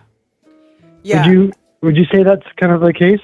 Well, I mean, it's not a bad description of it, because nobody can really, say for sure 100% what it is, or what, why it even exists, or what makes it able to exist. I mean, so it is sort of like spirit. Uh-huh. It's like it's it's unseen, it's unknown, but but when they talk about like Plato, when he talks about the Platonic solids, how there's 5 Platonic solids, and each one represents a different element, right? So there's earth, water, air, and fire, and then the 5th element is ether or spirit. So yeah, I mean that's what they call it. The icosahedron is the one it's the dodecahedron is the one that I think is no, that's the one that's earth, and then the icosahedron is spirit or ether. Yeah, so it's kind of ether and spirit is kind of like interchangeable, and so that kind of it's interesting thinking about that way. I'll have to look more into that. But I think just people have talked about spirits for ages and ages, but what exactly is a spirit? What is it made out of? And I guess the age-old answer has just been ether. That's what it is. And so. Yeah, okay. Oh, icosahedron is water. So that was wrong. But yeah, the dodecahedron is ether. So tetrahedron represents fire, octahedron air, the cube is earth, and icosahedron water, dodecahedron is ether. In the Platonic solids. Yeah, and I don't know how they came to that conclusion with all this stuff, but there it is. Yeah. It's an interesting one to study for sure. So yeah, I'm kind of trying to take down, because it can be kind of complicated trying to get into it all. So I'm trying to break it down and simplify it and make it so it's plain enough to understand that even a child could understand it. That's my big goal for this week, is to try and do that. And so that's my project. Yeah, that's great. Yeah, well, good luck with that. Okay. Well, thanks for your input on that. Yeah, I was just kind of, wanted to see what your thoughts were. And because I'm told that it has a lot to do with alchemy as well. Like ether was a big part of alchemy. Oh, and yeah. I think you know more about alchemy than I do. Well, yeah, alchemy is basically when you take something from the earth, right, and you extract something from it, or you combine it with something else to make a concoction or turn it into something else, right? You're alchemizing. And a lot of the alchemical process, like a huge part of it, has to do with the person who's actually doing it, because depending on what you're making and what sort of things that you're working with, though these things can absorb the energy of the person doing the mixing, the concocting. You know what I'm saying? So Interesting. if the person has good intent or has goodwill or is, a high vibration, or, then that, and they make something, it's going to be much more effective because of the energy that they put into it too, right? There's that unseen factor, that unknown factor, and that's one of those things that is carried in the ether, right? That sort of information is carried in the ether. Well, all information is, right? So, and like if you have somebody who is of ill intent, it's like when you think about like a witch making a potion, that's a representation of the alchemical process, but being used in a dark way with dark energy. It's all about intent. It's just like anything, all these things are tools, and just like anything else, a tool can be used for good and it can be used for bad. So yeah, ether. I'm thinking about like chi there, like with chi and chakra, and about how as you move this energy around, there can be like positive energy and negative energy, and the negative energy can actually cause like disruptions in your body, and it can give you headaches and sore spots and all kinds of stuff. I've had like headaches and stomach aches from them, but as I kind of push the chi around, I can actually get it to move from one side of my stomach to the other, and so it's kind of learning how to extract that negative energy and like push it away somewhere else. Right. Or transmute it. You could even, once you start figuring out that you can move it, you can also then figure out that you can also transmute it. Which like is like transmute it, like turn it into something else. Like take that negative energy and convert it into a more useful energy rather than something that's harmful. That's transmuting. Yeah. And that's something that I learned to do. I've kind of had to learn to do doing what I do, because I was always getting all these like attacks, from outside. And, there's always somebody who's going to try to tear you down. So I started to learn to transmute that energy, which is that's when I started saying that I eat the souls of trolls. Because they're coming there to try to take me down, right? They're trying to distract me. They're trying to cause me to lose focus or to lose confidence, whatever their purpose is, right? It's bad. So I had to learn to turn that around, and then they just stopped bothering me. How to make the trolls work for you. And so they're coming there to destroy you, and you're like, okay, I'm going to take that energy and I'm going to turn it into something. And then all of a sudden, what? Okay. And then when they see that you're just kind of feeding off of their negative energy and like actually growing because of it, then okay, maybe I don't want to send you any more of my energy, kind of a thing. Exactly. I've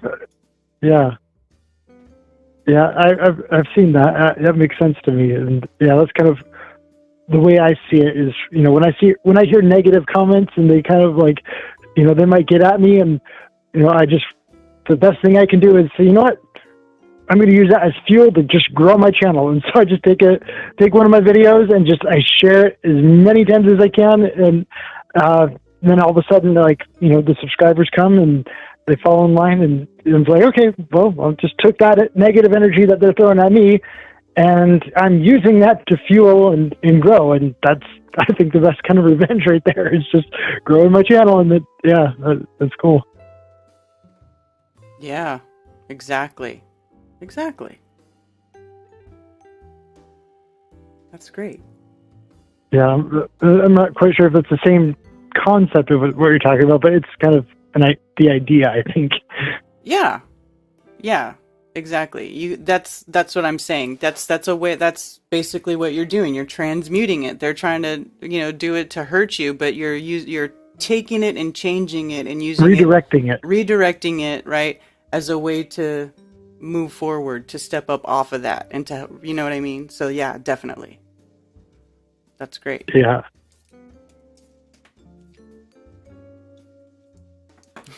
Yeah. So, I think that's kind of the major thoughts on my mind lately. But yeah, that's it. Yeah, that's great.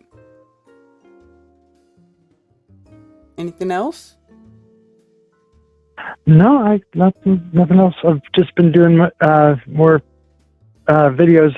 Everyone voted for guinea pigs this time for our next flat Earth biology lesson, and so I've been doing some filming with the guinea pigs, and I'm going to put my oldest in charge of doing this video and do the voice for it and stuff. And so we're looking forward to that, and that should be out this week too. So, Oh, that sounds fun. Yeah. That's cool.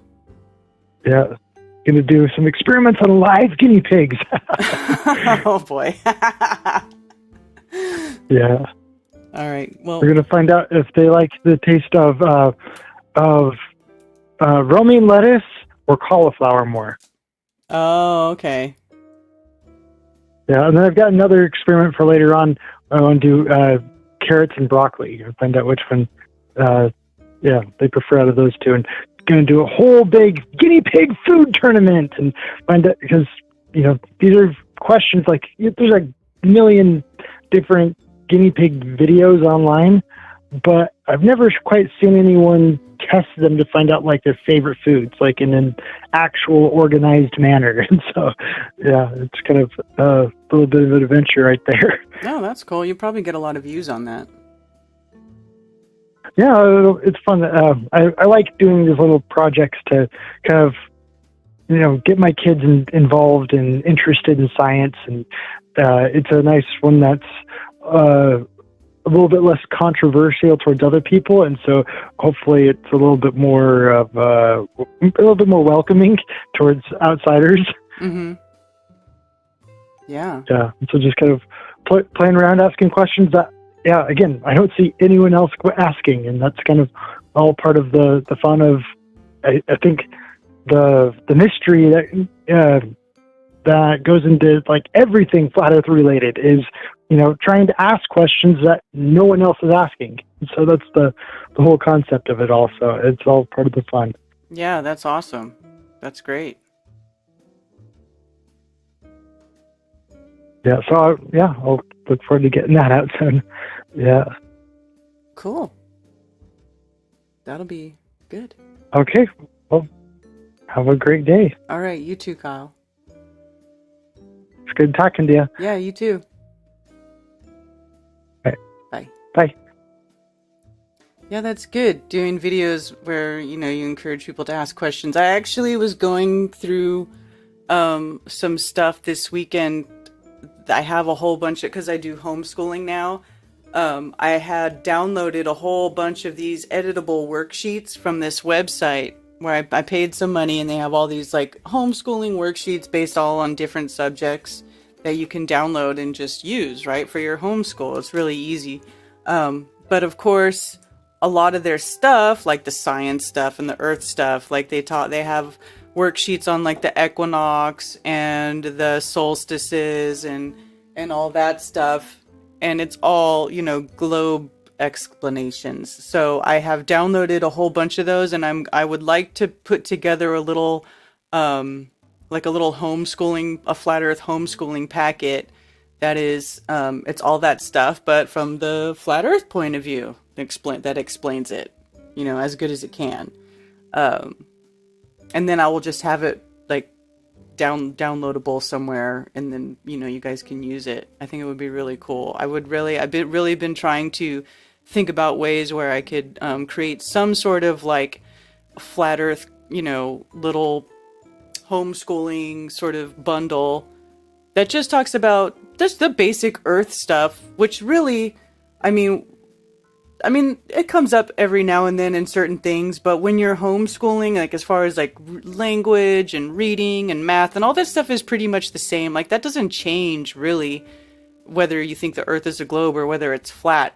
But then when you start talking about earth sciences and like explaining what's happening during an eclipse or the equinoxes and, the seasons changing and like why all that stuff happens, that stuff there could be a side-by-side thing where you have like the flat earth side and the globe earth side, because I do that. I teach them both. I teach, both side by side, and then we can sit there and discuss it, what the differences are and why one makes more sense and the other doesn't, whatever, because you can't just tell your children, oh, that's BS and don't look at any of it and this is the way it is, because then you're not any better than the globe side, right?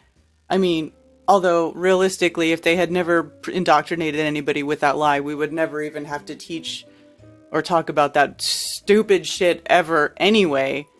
But I mean, the situation we're in now is that most of the world thinks that it's true and it believes it. And so I don't think there's anything better than equipping our children with the knowledge to just decimate it at will whenever they are asked any questions, right? And that's the way it is.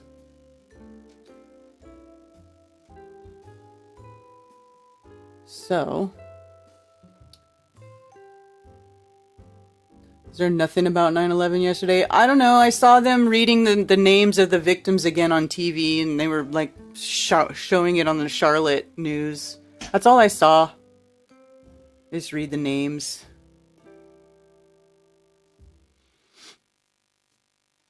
I know.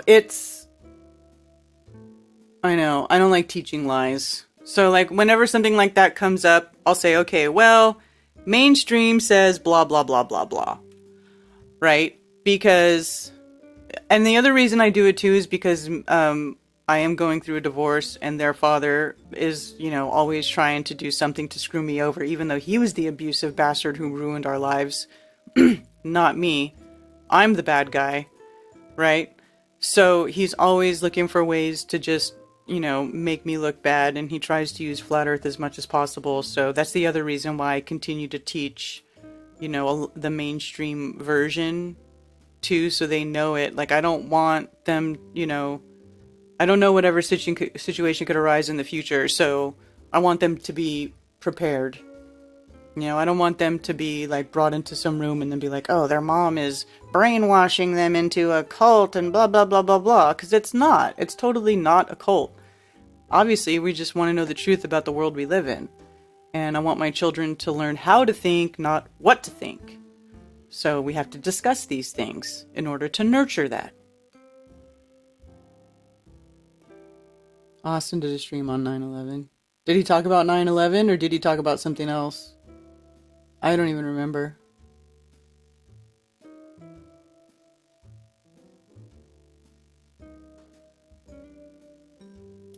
Breathe in the love and push out the jive. That's right. Breathe in that good ass prana.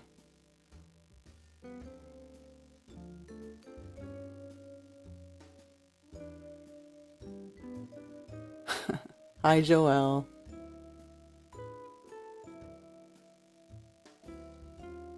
Water. Why beer has water in it?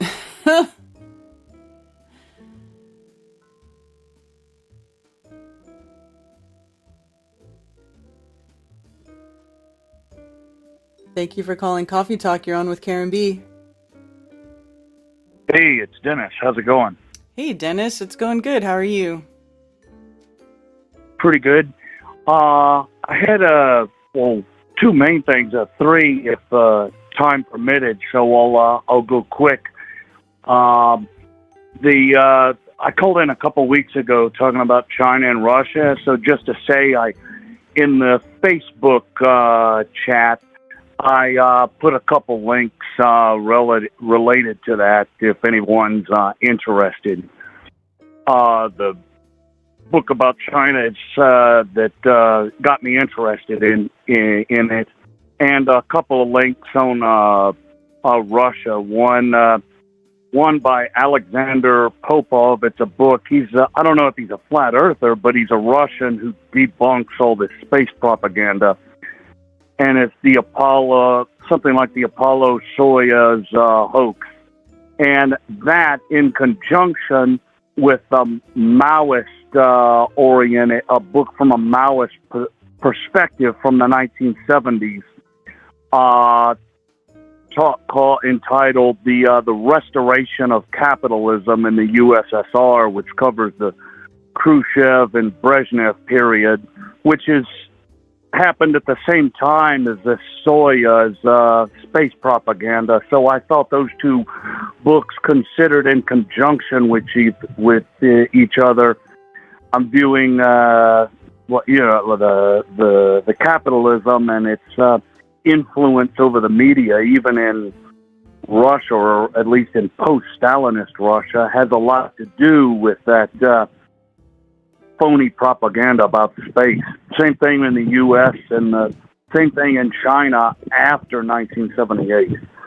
Because the Chinese were, the Cultural Revolution was going on while the Apollo missions were, or Apollo propaganda, and the Chinese refused to print stories about it for the most part because they considered it a lie of American imperialism, and I agree with them. The other thing, the second thing I should say, I actually am going to Flattoberfest. My wife got she's from Honduras. She got U.S. citizenship and a U.S. passport earlier this year finally, and she's been wanting to visit home. I can only get 1 week off of work, so I'm going to visit her family, the ones that we have, and mine in New Orleans for that 1 week. And on the last day of Saturday, October 22nd, which is the day Flattoberfest begins, I'm going to put her on a plane to Honduras, and then catch a flight that same day. So I'll be a little bit late, but I'll get there Saturday evening in Greenville, South Carolina. Oh, awesome. Yep. I just realized that I could do that, and there was still flights available, so I got the tickets. I'll get a Flattoberfest ticket, obviously. If there's time, I just wanted to say one other thing. You were talking about education. There's a writer.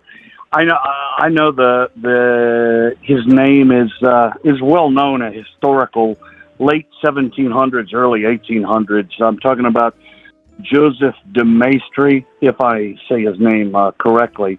He's known as perhaps the foremost opponent of the Enlightenment, he's an old school Catholic, like in medieval, but not just his philosophy, his beliefs. And he was not just in as far as favoring the being a royalist and for religion and politics. He's for, a Catholic. He's the papacy and religion, and also for the king. He's against, like Voltaire and Rousseau and all these guys. But he's got a book on science, which is, let's see the title of it, An Examination of the Philosophy of Bacon. And Bacon in the late 1500s, the Elizabethan Protestant. He was in the court of Queen Elizabeth I. And he's the scientific, what's called the scientific method. It goes to him, where it introduced a lot of human reason and the hypothesis, as opposed to, say, Zeticism or Euclid, and just letting the evidence speak for itself. Well, anyway, he views this as Bacon's philosophy as the chief pillar that Galileo and Newton were able to operate on and spread their BS, and that heliocentrism and that new science that came in the 1600s was the basis for the rise of atheism with Voltaire and the new politics with Rousseau. Anyway, it was just a slam of modern science, this book, and the pillars of it. An Examination of the Philosophy of Bacon by Joseph de Maistre. Now, it's been for a long time available free online in PDF, but that's French. There is an English translation now. Well, I think it's been out 20 years, but I would say it's available on Amazon. Maybe an excerpt is available online in PDF, a partial excerpt, but I thought I'd mention that because it goes after the underpinnings that all this BS of BS of modern science is based upon. And he's a neglected writer. Not enough people. He's an arch conservative, but especially his book on science, I thought it was interest and well worth mention. Joseph de Maistre. And that's all I got. All right. Thanks for calling, Dennis, and we'll see you at Flattoberfest. Will do. Appreciate it. Thanks. Awesome. Dennis, he actually finds some good stuff as far as like books and stuff, literary things that debunk mainstream rhetoric, we'll say. So, I find that stuff to be very interesting. It's cool. Thanks. When you would watch Westworld? No.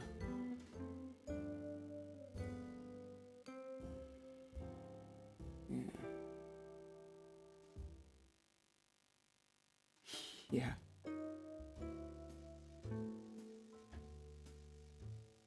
Bizwoofer, reach out to James at Grounded Extracts. Yeah, if you guys are looking to get yourself off of something, reach out to Grounded Extracts for a consult. James could help you out.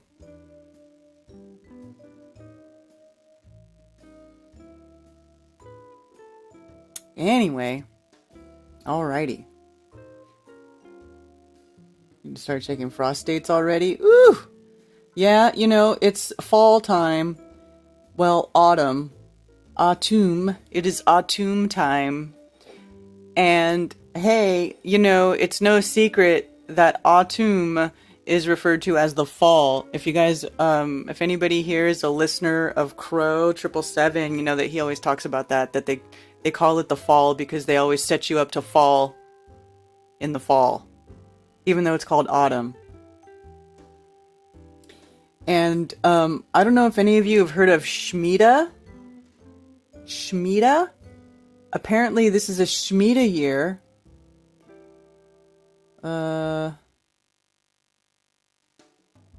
Let me see. I can find that thing I had that talked about what Shemitah is. Basically, Shemitah is the year of rest or the day of the so typically what it's not to Zach. I wanted to forward that to myself. It's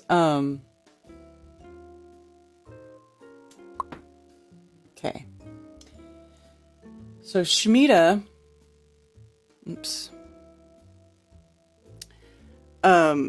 basically what it is just a cycle. It's like the 7-year cycle where I think it's like it originally from the Bible. It has to do with harvesting, like you plant crops in your field 7 years in a row, and then you have a year of rest, which would be the 8th year.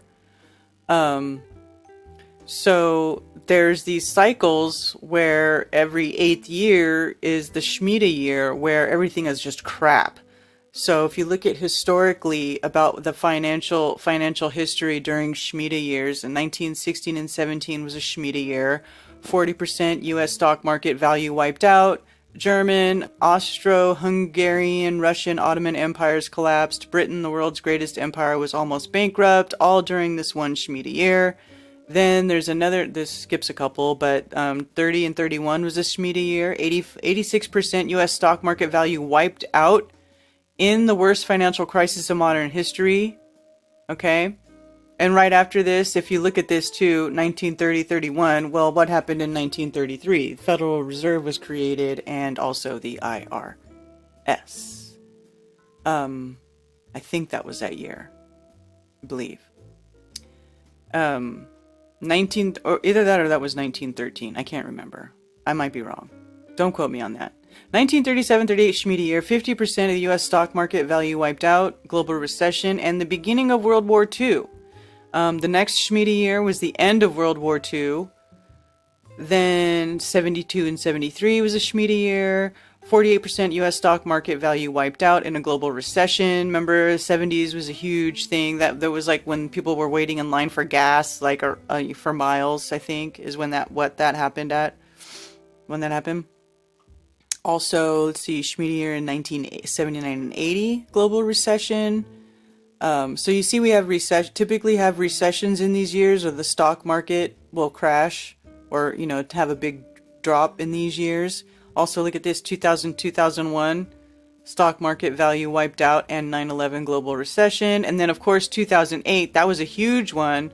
50% of the U.S. stock market wiped out, and a global recession. That was a huge one. Big housing crisis that year. Oops. There was a big housing crisis that year. So this year is a Schmidt year. 2014-15 was a Schmidt year. Sharp fall in markets at the end of Schmidt year. So that time it wasn't as big of a crash, but you can see typically that on those years when we have those big crashes, that's what it is. It's during a Schmidt year. So this is also a Schmidt year, supposedly, and not only that, but it's like the seventh Schmidt or something, which makes it like a jubilee, which is like even more intense, supposedly.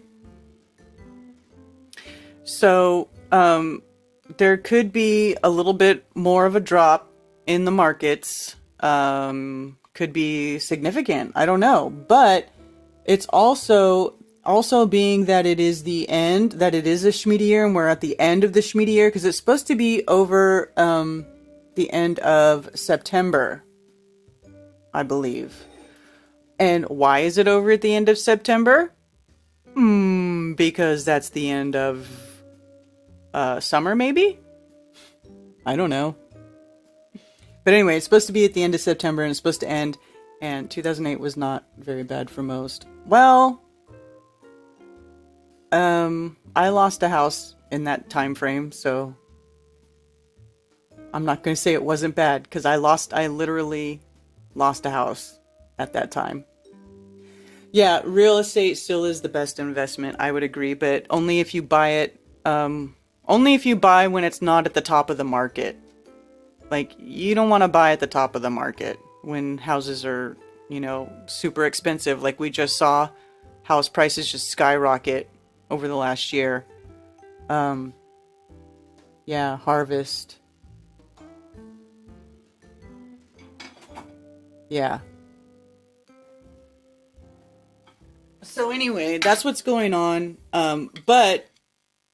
So while we're in this crappy year, one thing that is good is that it's coming to an end. And then now, because there's midterm elections and all that, there could be, I think there'll be like I hear a lot of this going on, and it makes sense to me that there will be more of a dip after midterm elections, because they won't care. None of the politicians will give a shit about trying to please anybody for votes, even though, votes don't count, but they still do have to put on the show. Like, oh, you know what I'm saying? They still put on the show. So there's that. And then, but I do think that, we'll start seeing an upswing, and then maybe we can get, maybe the bull market will come back. God, it would be great. Because right now the bear market sucks. Can I have packages delivered to your house? Yeah, you can also have stuff sent to my house too if you need it.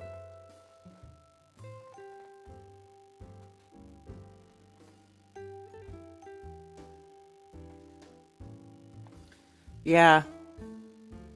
Yeah, it was bad. 2008 was pretty bad. At least it was in America. I mean, I don't know about anywhere else, but it was pretty crappy here.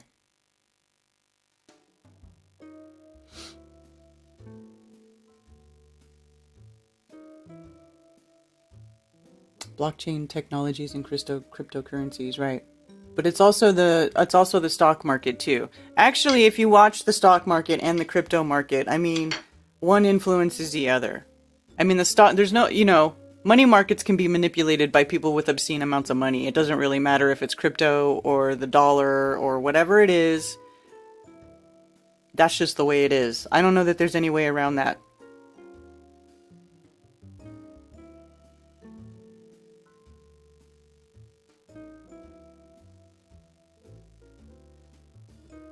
Queen's 70 Schmiede year.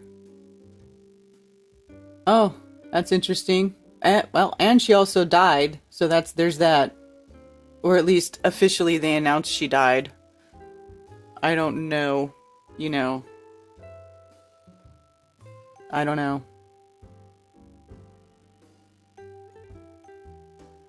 Oh, we have a caller. Thank you for calling Coffee Talk. You're on with Karen B. Hey, Karen, this is Garth. I guess I'm Repair Bear up here in Washington State. Oh. Hi. But yeah, so I don't know. If you wanted to see me, you can. I have a channel. I'm not trying to advertise it, but if you want to see what I do, you can. Look up my channel if you want. I don't want subscribers. I only have 16,000. But, you know, I listened to you for about 2 years before I saw your face. And then I was like, oh, there's Karen. Awesome. She's a rock star. And anybody that knows me around the community, I'm just the guy that does paintless dent repair. So my channel's PDR, Peterson Dent Repair, and it's 16,000. I'm not trying to advertise, but just saying hi. And I wanted to say something for Dave. And, you know, I've only watched 400 of his interviews, but I'm not going to ever criticize what he does. Just like if Owen ever gets a comment saying, hey, Owen, do your comedy like this. He's like, yeah, right. F off. Right. But no, it's like, all I want to say to Dave, as far as awesome constructive criticism, is don't go so far into Narnia land with them. You know what I mean? Don't entertain their thoughts of the space. Once you get it past the point of, oh no, all that shit is fake, right? Yeah. And then it's like the whole biggest point that I ever think of is we were lied to, right? That's all I wanted to get across to somebody. If they can understand that we were lied to just about one thing, just about the towers of Vietnam or any one thing, JFK, anything, you think they'd ever lie about the moon landing? Oh, yeah, I found out that was fake. Okay, great. We have an in, right? So now you understand that they could actually lie. And then I say to them, I didn't know how big the lie was. You know, like I put it on me. I'm like, well, I didn't know how big the lie was. I found out 4.5 years ago that the lie is much bigger than most people think. And then once I have that opening, here's my opening line when I talk to people. I don't know if this is helpful for anybody, but I sure hope it is. That my opening line on people is like, what's Jupiter? And they go, huh? And I go, it's a gas ball in a vacuum. Theoretically, that doesn't even make sense. And they go, yeah, you're right. And my gas doesn't do that in a vacuum. It disperses. And they're like, yeah, you're right. And then I'm like, oh, and by the way, water doesn't stick to a ball. And they go, yeah. And I'm like, especially not a spinning one.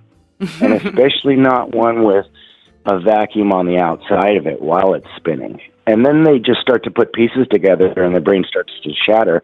And that's when I direct them directly to the black rock surrounded by the Vanguard in the North Pole. And then I say, wouldn't it be weird if the two biggest companies were BlackRock and Vanguard? No, they're not hiding anything from you. It's right in front of your face. Look at the logos. And they're like, holy crap. And then their world starts crumbling in front of them. And I love it. And it's not that I'm trying to crumble people's worlds. I love the truth. I love watching Dave's interviews because I love watching that light turn on in somebody's head when they go, holy shit, he's right. You know what I mean? Yeah. And that's just that moment, because I watched Owen since 7, episode 7, all the way up to episode about 1,000, and then I've missed about 600, having family and babies and raised bed gardens and doing what I'm supposed to be doing, right? But watching Owen and then him going through it for a month and a half, and then still saying to myself, that's okay, I'll still watch him. He's a funny comedian. And there's still people to this day that are doing that are going, he's a flat earther, but that's okay. And they just haven't opened up their mind enough to do the research, to do the actual numbers. Mm-hmm. And the whole numbers comes down to, simple math. It all ends up with 666 anyway. Once you show them that, it's like, oh shit, it really is that big of a thing, And I tell people straight up, the truth will set you free. And the truth is like a lion. You don't have to hide it. You just set it free and it will defend itself. Absolutely. Or you don't have to defend a lion. You just set it free and it will defend itself. And I don't know. I talk a lot, but I wanted to say to Dave, we all know that he's being spiritually attacked. And let's just get right past the God and devil thing for everybody. But we all know that when he talks, he's being spiritually attacked by Clinton or somebody, right, that has spiritual warfare that's trying to constrict his speech. So let's just all, in our own whatever God is to them, make a little thing in our minds to say, hey, let's put a veil of protection around Dave whenever he speaks, because he's speaking the truth. And I'll say, let's use the name of Jesus in my case to secure that, because anything said in his name is going to be done if it's a good thing. And we all know that does happen. So let's just protect from that. Let's be smarter than them. And when you're talking about the ether and spirit and all that stuff, we're the only community out there that just goes, yeah, I know what's up. I know what's up. You know what I mean? Yeah, that stuff exists. Bob tested it. You know what I mean? And we know the guy. We know he's listening probably right now. We all know that if you said a couple of names like Austin or Bob or Dave or Karen or Mark, we all are like probably in the chat right now. You know what I mean? It's like, it's awesome. And once you do know the truth, it does set you free. So I encourage anybody to just say to somebody, hey, what is Jupiter? Is that a gas ball in a vacuum? Well, that doesn't make sense. I think they lied to us. Mm-hmm. I'm going to do some investigation. And then they'll be like, what, are you crazy? Yeah, I think it's crazy that a lighthouse works. Do you know that? That's crazy. Lighthouse shouldn't work on a ball. And they'd be like, what? Are you crazy? No, lighthouses are crazy. They shouldn't work. And then, once you throw it right back in their face and go, how in the hell would you see a lighthouse from 40 miles away? That's impossible. And then you do the math right in front of them and go, no, it should be 1,700 feet underneath the curve. They're like, you're right. Oh, and one more thing I got to say. I painted Dave a painting of a compass with north in the center and south around all the outsides. And it's, I wish I could take a picture of it and put it into chat right now. But if he wants it, how do I get it to him? I don't know. Are you coming to Flattoberfest?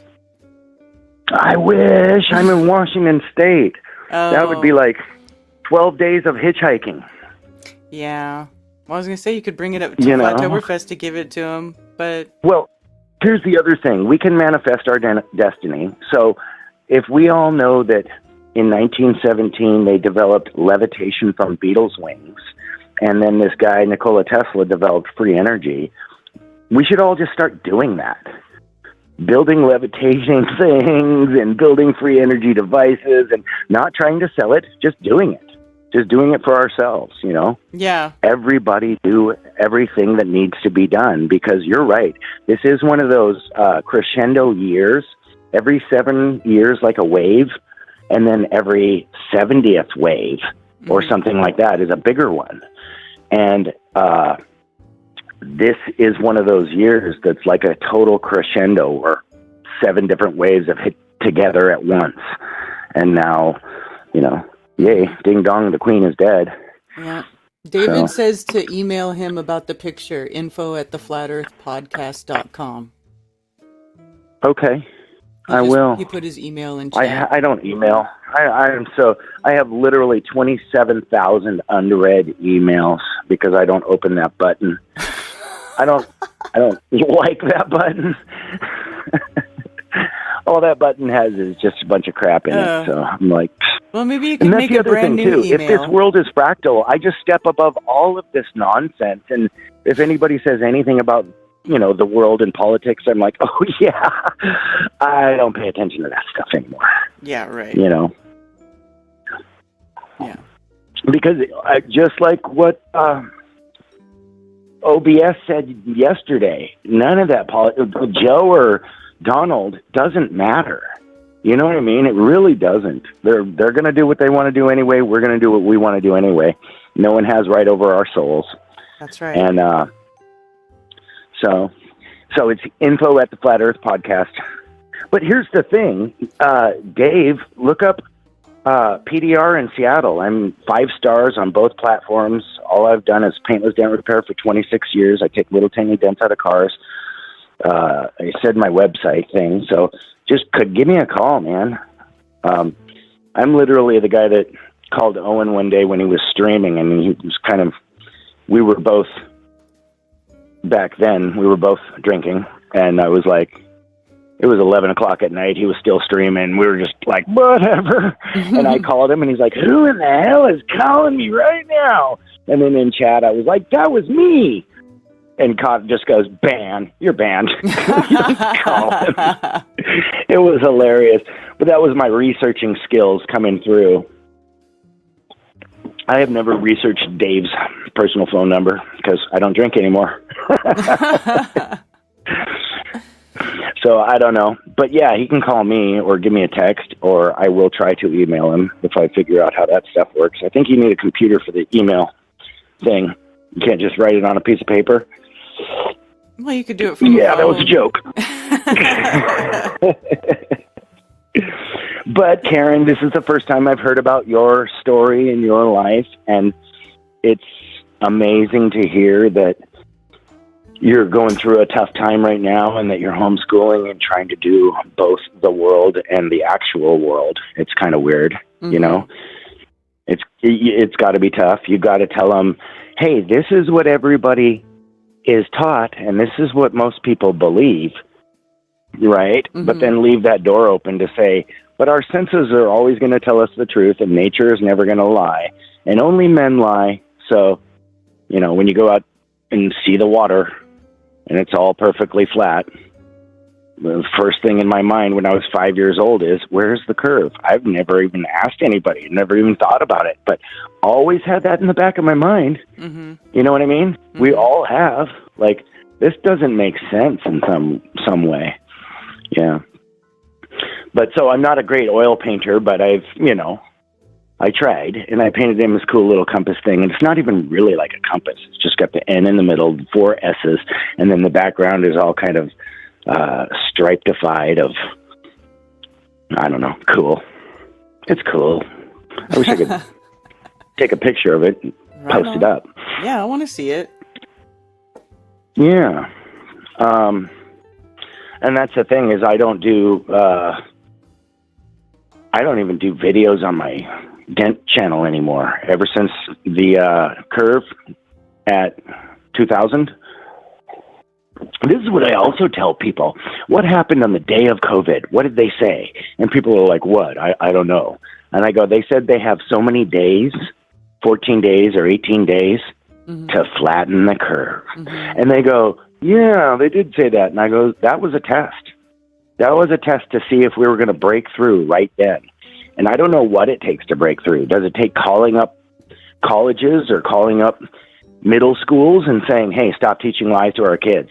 Like, what does it take? I don't know. I just tell every single person that calls me for some specialized skill in taking their dents out of their nice Maserati or their nice Mercedes. And I'm like, oh, hey, what do you do for a living? And they're like, oh, well, I own, some tech company. And I'm like, yeah. And then I start going into it with them, and I'm just thinking about their level of influence, right? Because once you tell the guy that tells his friend, hey, you got a G6, right? He's like, yeah, I got a G6, gassed up, ready to go. He's like, let's go fly north. That's all it takes. Maybe it takes one guy to start streaming and flying north.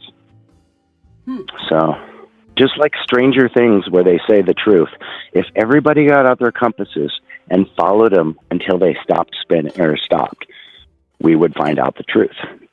And the truth is in the compass. That's why their Masonic sign is the compass and square. Oh, yeah. Yeah.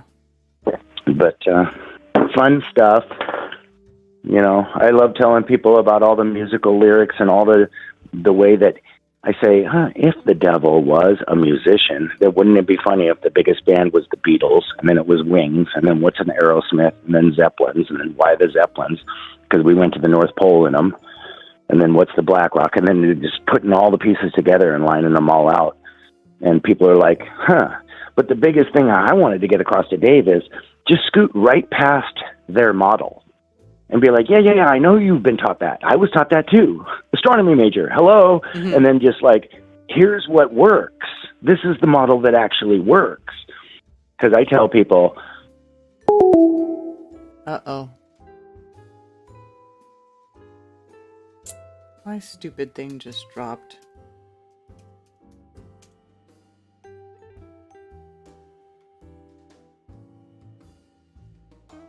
Welcome to the conference center. There is one party in the conference. You are a host. Right. I've never thought about that. And I'm like, I know. I never did either. And it's like, I just put myself right in their shoes and be like, yeah, it sucks that we were all lied to. I got mad at my 6th grade science teacher. You know? Mm-hmm. He didn't know. So anyway, I think this is that time, what they've been predicting for 2 years about the cold, dark winter. They are going to start shutting off people's powers and doing fake rolling blackouts. And right, they said it before last winter. Weapons. They said it before last winter, and What's then that? nothing. I remember that saying that winter is coming or whatever, the cold winter's coming or some shit was going around, and that was before last winter, and then nothing happened. That was their theme for a couple of months. Yeah, but then and I remember last winter going, winter. It's not that bad. Right, exactly. They just didn't tell you when it would be here, but yeah, it probably is this winter. They think 2 years ahead. They know everything 2 years ahead. And way more than that. That's what I just said to Samantha. I was like, they're doing everything 2 years ahead, so they already know what's going down. And if you look at what's called you can't look at it anymore, but most truthers know about the Deagle report. You know about the Deagle, right? Yes. Well, it's never been wrong. They took it down a year and a half ago. Yeah. And it said that we're losing 100 million people in the next 12 months. And now we're watching it happen. We're literally watching them go, oh, yeah, just people falling dead on a basketball court because that's normal. Mm-hmm. You know, so right. I don't know. I mean, for people not to see it at this point, they really have to have their heads up their ass. Oh, for sure. You know? For sure. And I'm the, the weirdo truther conspiracy theorist that stood on the outside of it my whole life. People were like, this guy doesn't believe we went to the moon. Ha, ha, ha, ha. And I'm like, no, because I know about valves and air pressure. Right? Like, when I was 15, I didn't believe we went to the moon because I thought about air pressure and valves. Yeah. And I'm like, yeah, they wouldn't be able to do that. Yeah. So, I mean, just the simple theory of sucking the air out of a balloon and then put a person in it or whatever, you know what I mean? It just wouldn't work. So I'll do what I can to get Dave his thing, and I want to mail it to him all nice. And that's such a big thing for me to say because I still got to get Owen shungite. I'm going to give him some shungite and another painting I painted for Owen Benjamin. And I told him 3.5 years ago that I'd give him some shungite, and now you can't even get it anymore. Hey, that's something very cool. That was down half of my rabbit hole. Have you ever heard of the rock called shungite? Shungite? Yep, I have shungite pyramids all over my house. Okay.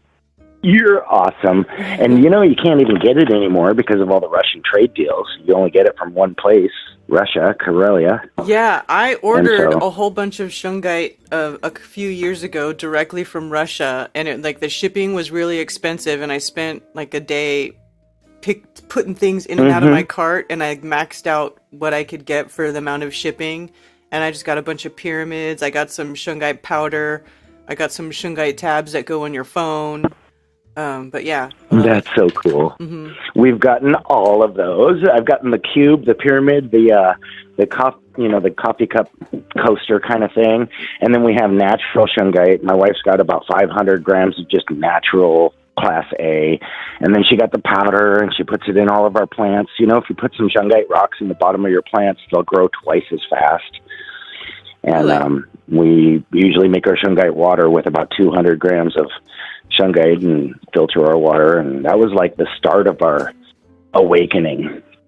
And so yeah, I definitely I'm looking at about a couple pounds of shungite on my table right now. I love it. It's awesome stone. And this is all just weird things that people don't know about. Like, people don't, I don't know, I mean, it's great to tell somebody, and I love telling people, but usually I just pull out the Flat Earth, Sun, Moon, and Zodiac Clock app and show them this is the way the world works. And just, how come it's not sunny all the time? Here's the way the world works. And just start showing them exactly the way Dave does. If I turn on the stars, they go slightly faster than the sun, and bada bing. And then by the time I hit the pictures button, they're going, what app is this? You know what I mean? Mm-hmm. It's like by the time you go through 2 or 3 buttons, they're like, I got to get this app. This is really cool. Whether they think the earth is flat or not, they're like, that is neat. It shows all the NASA fakery. I like this, you know, because most people are really against NASA right now. Right. And that's the biggest why the lie in the world. Anybody who wants to say why the lie, just look at them and go, NASA? Question mark? You don't think for 40 years they've been getting like $50 million a day minimum? So, I don't know. I mean, the why the lie is gone now. There is no why the lie. They're lying. Why the lie? To control you. They're controlling you. You know, and then people are like, okay, I understand. Yes, I get it. I Netflixed and chilled for 20 years, you know, and then most people did. Yeah. I'm not, immune. I'm not perfect. I sat around and drank Bud Light and went to the casinos my whole life, you know. Mm-hmm. So it's finally nice to wake up. Yeah. And it's awesome to talk to you. Hi to all the people. Hi to Austin. Hey to Bob from Globebusters. Hello to Dave Weiss, the best flat earther in the realm. You know, I mean, it's literally, if it wasn't for Dave's interview with Owen Benjamin, it finally just broke him out of his wishy-washiness. Okay, I can't prove the earth, but I'll just have this interview with Dave, and he'll tell me what he knows. And then I'm like, oh my gosh, this guy's right. That was my awakening moment, was watching Dave's interview with Owen, and I was just like, damn it, he's right. Everything he's saying is right. And then the more it just got compounded, it was like, now I'm a frickin' flat earther. Because you don't go back. Nobody ever goes back. And I tell people straight up, you'll never find an ex-flat earther, and I don't believe in Santa anymore. You know what I mean? I got told when I was 6 that Santa's not real. I don't believe in him anymore. Well, I'll never believe in the globe anymore. That's right. You know, I mean, there's not going to be any amount of evidence to produce a spin or a curve. So anyway, it's great talking to you. It sounds like you're over there in the Joyzy science side of the world. Kind of East Coaster, huh? Yeah, I'm in North Carolina. Oh, okay, cool. Well, you're 3 hours ahead. It's noon for you then. Mm-hmm. I'm just waking up having my first coffee. There you go. But it's awesome talking to you. And, now at least Dave gets to hear me say, hey, Dave. And every single time he talks to anybody on an interview, I am praying for a veil of security and safety around him, protection from any evil people doing evil-spirited things in the name of Jesus Christ. Thank you. Because that's how I do it, right? That's my thing. But I found out that was true also, you know? I found out that guy actually lived. So that's kind of nice. I tried to disprove science my whole life, or disprove the Bible my whole life with science, and I did the opposite. I proved the Bible and disproved science. Yeah. So, It's funny that the closer you get to the truth, the more things get revealed also. Yeah. Like now I'm looking at all this type of stuff that I would have never looked at, like the different types of Tartaria and mud floods and technology and buildings and, literally learning how to levitate rather than thinking it's some kind of yogi guy going, at the top of a mountain.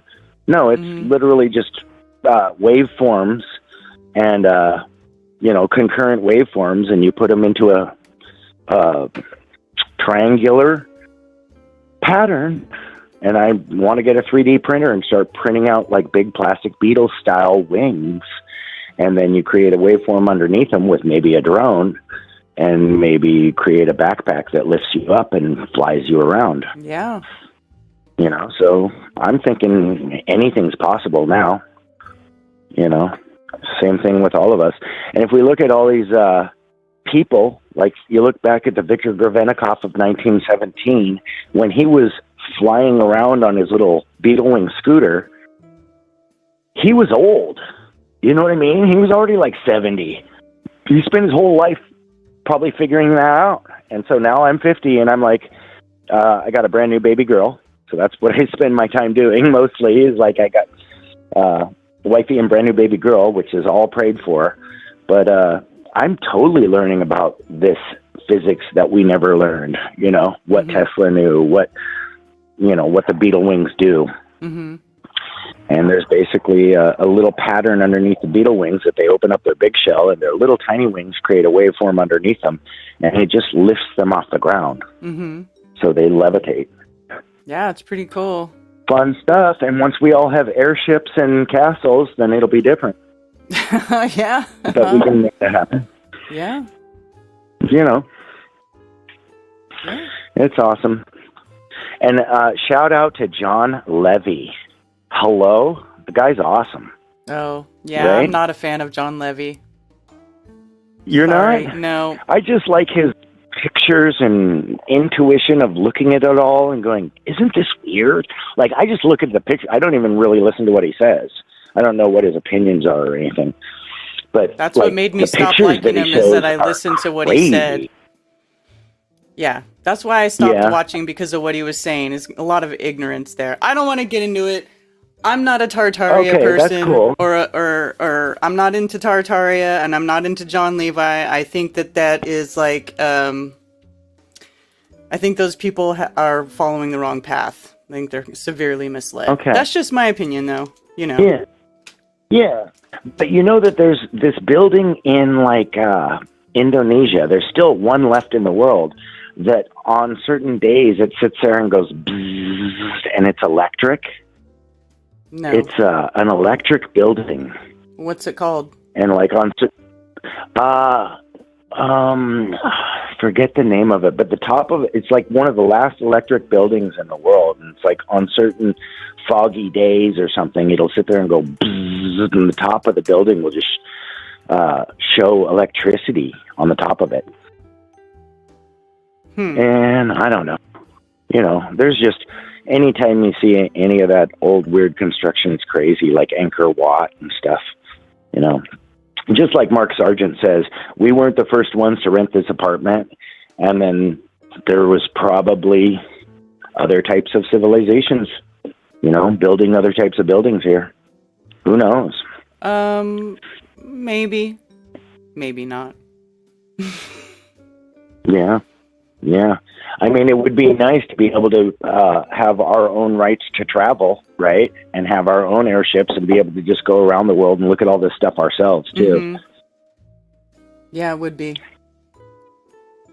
Well, I don't mean to talk your ear off, but I appreciate you so much.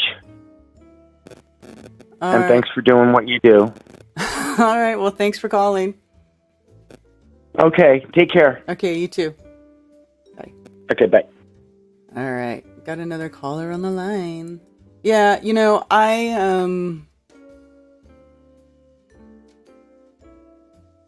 well, he's West Coast, so he probably doesn't get up early enough and see me talk about this, and I've already gone over this in a few shows. The misleading information there, the vagueness, the just complete lack of going a step further with any of these images. It's like they just find images and just put them on screen and just start proposing stuff about them without actually going any further to investigate what it actually is. I mean, and there's a lot of pictures like that, so I can see why after a while, if you're just looking for pictures of odd stuff, why you would stop looking at the history of each and every single one, because we're talking about hundreds of pictures, but come on, brother. If one more person comes up to me and says, look at this big building, a horse and buggy didn't build that, I swear to God, I might scream. Thank you for calling Coffee Talk. You're on with Karen B. Hey, Karen, how's it going? It's William. Good morning. Good. How or are you? is it afternoon there? Well, it's just Hey, afternoon. good. Yeah, I started listening to you when I got up. I actually got on my phone and saw your coffee talk thing and started listening live. But I think I'm about an hour and a half behind as I got ready for work and had to go into work before I got on the road. So, good morning. It's a horribly smoky-filled Northern California day, but the good part of that is the crepuscular rays are going through the clouds like crazy. So that's a good thing. Wow. So Are you there? Yeah. Yeah, but it's like, do you have me on speaker or something? Or do you have a lot of background noise? Yeah, I'll tell you what. I will break the law. How's that? I don't want you to get in trouble. But yeah, it was kind of hard to hear you. Well, I'm on a... Yeah. Is that better? Yes, much better. Oh, excellent. So yeah, just driving, doing my route, and I just heard. That's why I called in. However long Dave Weiss called in, he said he's going to debate someone on Thursday with Witsit and Jaron, I think. Yeah, there's some Globy guy. I guess they're gonna have a stream with. Yeah. Okay. Yeah, I haven't heard from Dave in a while, and were you going to mirror it by chance? Because I don't know what platform he uses, and really I'm not into getting all these platforms on my phone. I have enough problems with my phone. Well, but are you going to mirror the debate by chance? I think it's going to be on Jaron's channel. I assume it, because Jaron's going to be with them, so I'm assuming Jaron will stream it. David, if you're listening, can you please put in chat where that is going to be at? A YouTube channel, though, right? I believe so. I would assume that Jaron would stream it. Yeah. Oh, all right. So, yeah, it's very smoky. I don't know if you watch the news, but there's lots of fires out this way again. No, so, I've heard very, that there's very been smoky. a lot of fires. Yeah, my mom actually messaged me and sent me pictures that she could see smoke from a huge fire that was just miles away from her house. Yeah. So there was something interesting I wanted to. I've been trying to call in the last few Mondays. For some reason, it's not going through. I don't know why. Or on Tuesdays when you're on with Mark. But the last time we went to the emergency room, they did all of the readings, like the temperature and the weight, was in kilograms, and they did the temperature in Celsius. And so when my kid got on a scale, I was noticing, I was wondering if he's going to hit 200 pounds yet, and it was under 100. I'm thinking, 90, what?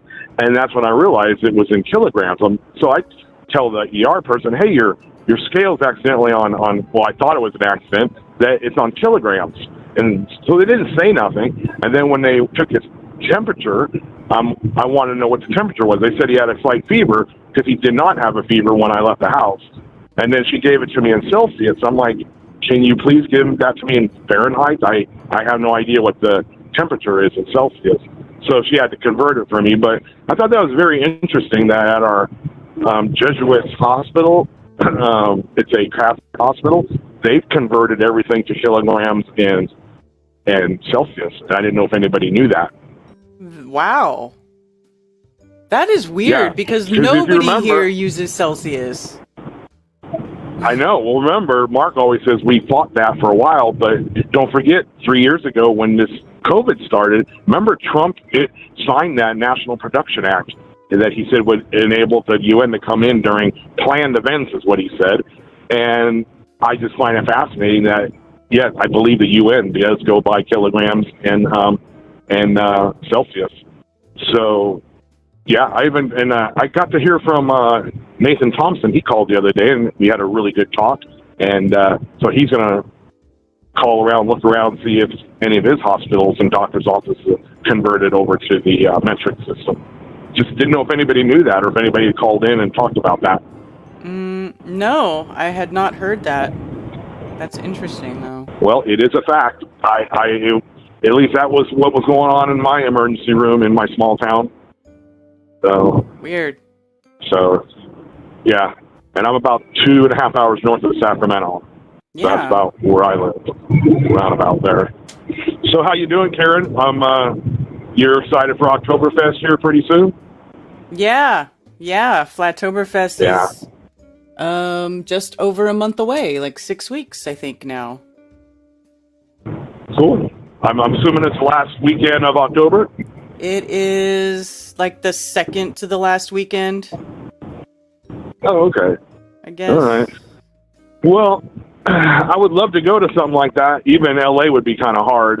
But, yeah, keep my fingers crossed. We'll get something going up here in Northern California, I hope, here soon. That'd be kind of cool. Mm-hmm.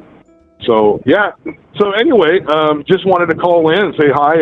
So, I'll do a shout-out to Jared since I haven't, well, he doesn't do, they don't do their show anymore, right? Him and Dave Weiss. Do they still do a show or no? What do you mean, the Baby Truther show? I have no idea. What is that? I don't know. I actually haven't seen the Baby Truther show for a while, so I'm not sure what's going on with all that. I don't know. I'll be honest, I don't know. Well, didn't Jaren and Dave have a show on Mondays? And Jaren would say the most undisputed show on TFR. Oh, that was a TFR platform. That was Raw. Have they continued it on?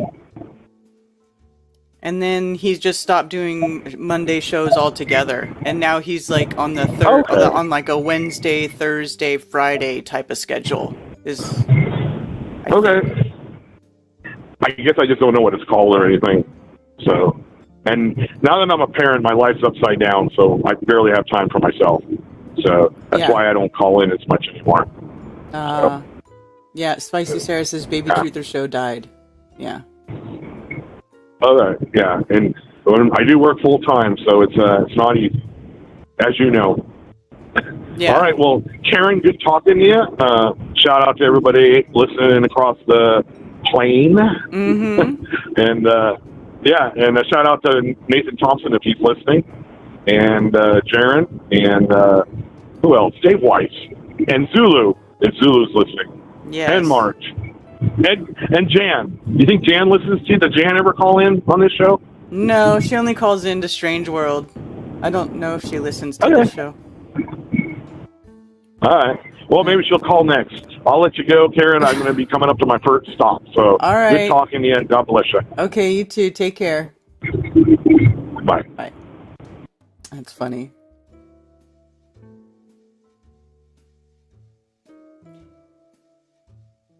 Baby Truther might have a comeback.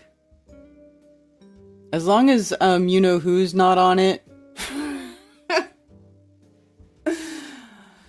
Whatever. I'll be honest, I couldn't watch any shows that you had Alex on. Like, I just couldn't. It's just not for me. I am not the target audience for that show.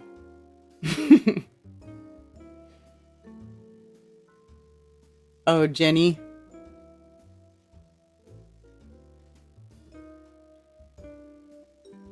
The Omegles were funny. Oh my god. That one day, have you seen the vid The Jones Plantation? No. I have not seen the video The Jones Plantation.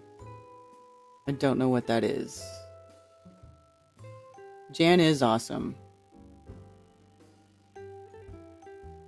Thank you for calling Coffee Talk. You're on with Karen B. Hey, Karen. Hey. So I realized every time I've called in, I've never said my name. My name's Anthony. So, hey, Anthony calling in. Hi, Anthony. Hello? Yeah? What's up, Anthony? Oh, okay. Just how you were saying, the Baby Truther show, you're not the prime demographic for the Primetime 99. I think that's exactly up my alley. I loved him on the show. I kind of wish it was still going on, but he was flaking too much, so it kind of just all fizzled, I think. Well, he got too famous. Yeah, I know. And he do you watch that, you ever heard of Tinfoil Hat? I don't watch it, but I've heard of it, yeah. I know he was on that show, and it was right before he got signed to, like, Blaze, and he goes, like, what do you guys think? Should I join Blaze or whatever? And they were like, nah, dude, don't join Blaze. You're going to go sell out and everything. But then he did end up joining Blaze, you know, so he was at least warned that, hey, dude, come on, you're going to sell out. But he still did. So, Well, my opinion is everyone makes their own decisions. that was his goal from the beginning. That was his goal from the beginning. Probably right. Definitely. I mean, Alex was already on reality TV shows in the years past. You know that, right? He's already been on reality TV shows. I do. Okay, yeah. So that was his goal from the beginning, was to get famous, and he did it. He's like the next shock person, or whatever you call these people, like sort of like a Milo Yakovich type of dude who just comes on TV and just says all kinds of outlandish shit just to get people all worked up. And he succeeded. Yeah. I know there's one person in our Flat Earth group that says that he steered them to like being a flat earther, and I just kind of question that. I'm of the Eddie Bravo camp. He got me. So I don't know how much Stein was really talking about it, but I'm a big Eddie Bravo fan. So, and then Alex did an interview with Eddie Bravo on his show, so I heard him talk about his TV affiliation before. Yeah. So I want to do a shout out to, like, I think the best Flat Earth video person, just my favorite, is this John Thor guy. Have you heard of him? Yeah. Where he like does all those compilations videos, yeah.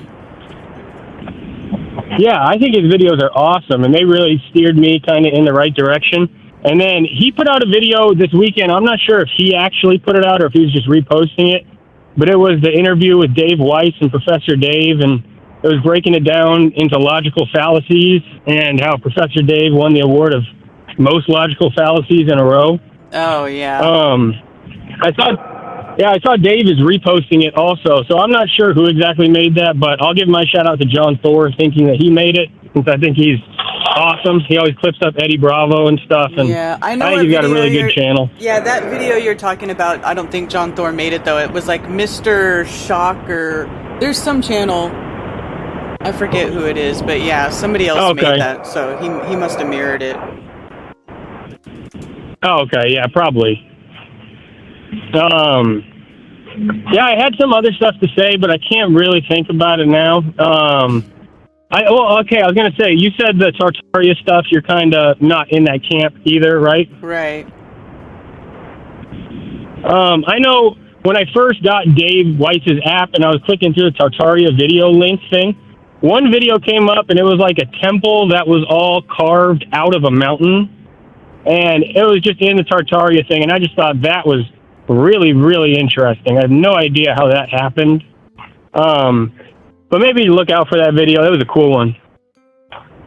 Okay. Yeah. But yeah, that's about it. I went driving across the country this weekend, so I kind of went from Kansas City back to Arizona. And just, we have so much space in between all the cities, like the overpopulation myth. It is such a lie. I mean, there's so much land that I had to drive through.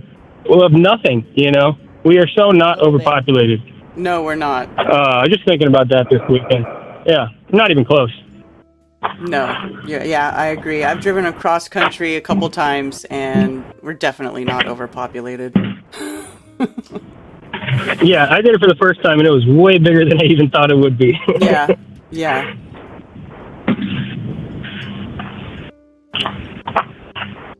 So, anything else? No, all right, I don't got much today. All right, that's cool. Well, thanks for calling. No problem. Thank you for taking my call, Karen. All right, take it easy. See ya. Yeah. Kind of out on... I'm totally out on Tartaria. I just don't want anything to do with it.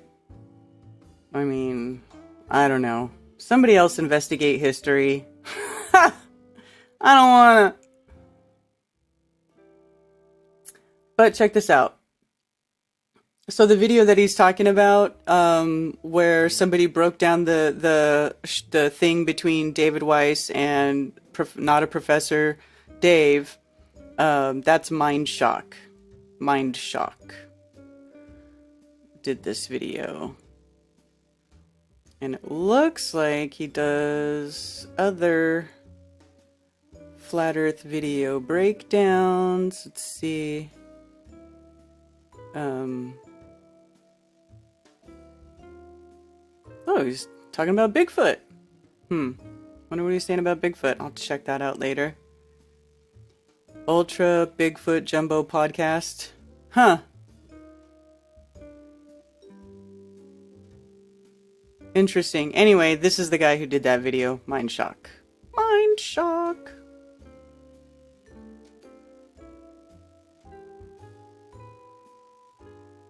What are you guys talking about, Alex? Hey, listen, I'm not hating. I know that much. I'm not hating.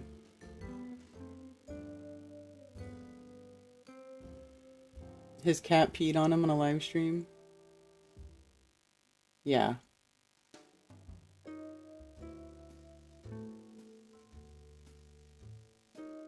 John Thor is like, he's been around for a while making videos, but he seems like he's just a dude that keeps to himself when he just makes videos. But yeah, no, I don't think I've ever even heard him talk. I'm subscribed to NASA? Yeah! Yeah, I am subscribed to NASA. So I can look at their BS and make fun of it. You're not?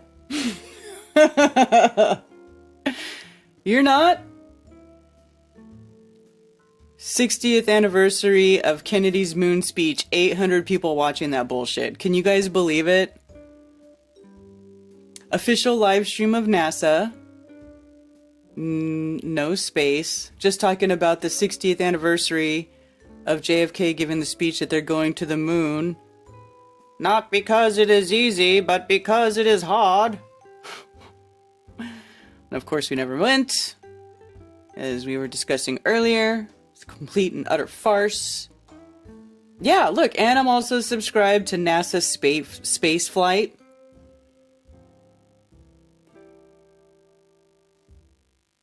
They're doing booster testing, supposedly.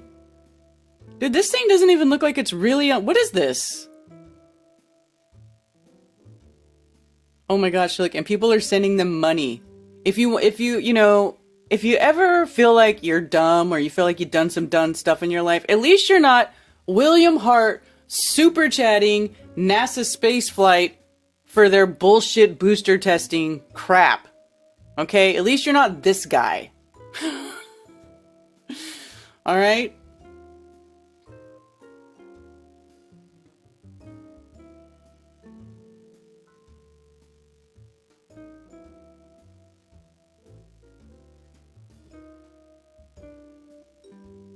Yeah. Dry heaving right now. I know.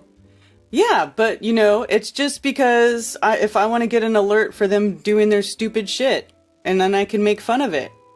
It's funny.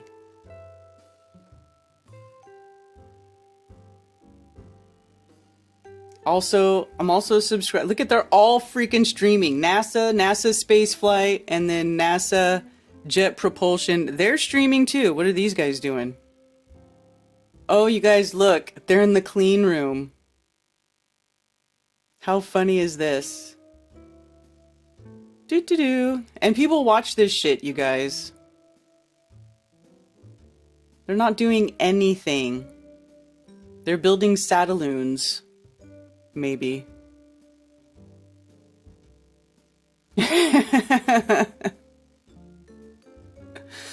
Anyway. Yeah. So anyway, I'm having an event. It's the biggest flat earth party of the year, you guys, and it's going to be a blast. You guys should join us. It is the last Flatoberfest. Do you hear what I'm saying? This is the last one. After this, Flatoberfest will be no more. I am doing an event on the West Coast next year. It's not going to be Flatoberfest. It's going to be totally different. Totally different. So, the last Flatoberfest will be October 22nd and 23rd in Greenville, South Carolina. Friday, October 21st, we are having a free meetup at Herdklotz Park, which is directly across the street from the venue where we will be having Flatoberfest. Flatoberfest will be held the park address is 126 Beverly Road, Greenville, South Carolina. We're also going to have early registration at the park so you can get your lanyard for entry to the event. And we have the park reserved from 9 a.m. to 9 p.m. on that Friday. After the park reservation expires at 9 p.m. and we have to leave the park, directly across the street where the venue is, they have a bar in the back of the building. That is where they will be having karaoke that Friday night. So if you don't want to go back to your hotel or stop hanging out after 9 p.m. on the Friday before the event, you guys can all go right across the street and go have drinks and karaoke and hang out. And then Saturday and Sunday will be the event. Saturday, October 22nd at the Greenville Shrine Club and Event Center, located at 119 Beverly Road in Greenville, South Carolina. The doors open at noon at the venue. Okay, so we don't have an early start like we did last year. This is one of the things I like about this venue is that, everything starts later. So doors open at noon. Then we will have Mark Sargent. You guys, Mark Sargent is going to be back, and he'll be opening up the event, and we'll go right into a live Q&A. After Mark has finished that, we will do the How the World Works exhibit info and how to with Zach and Cammie, and that will be them basically explaining to you all of the things and gadgets and sort of things that you can play with at their table, the demonstrations that they're going to have, and things that you can expect to see and learn about at their exhibit.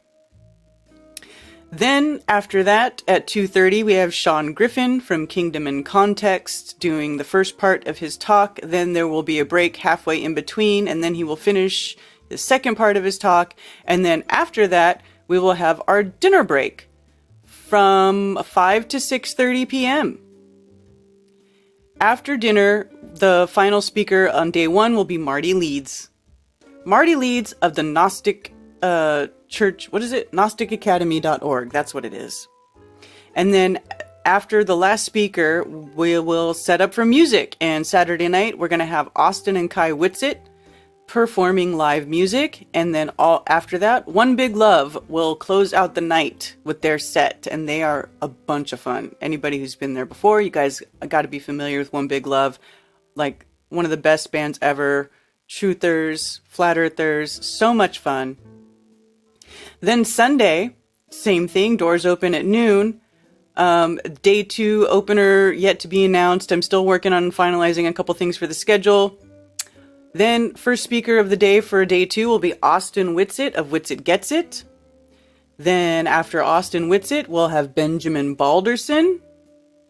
And then after Benjamin Balderson, we'll have Jason Lindgren.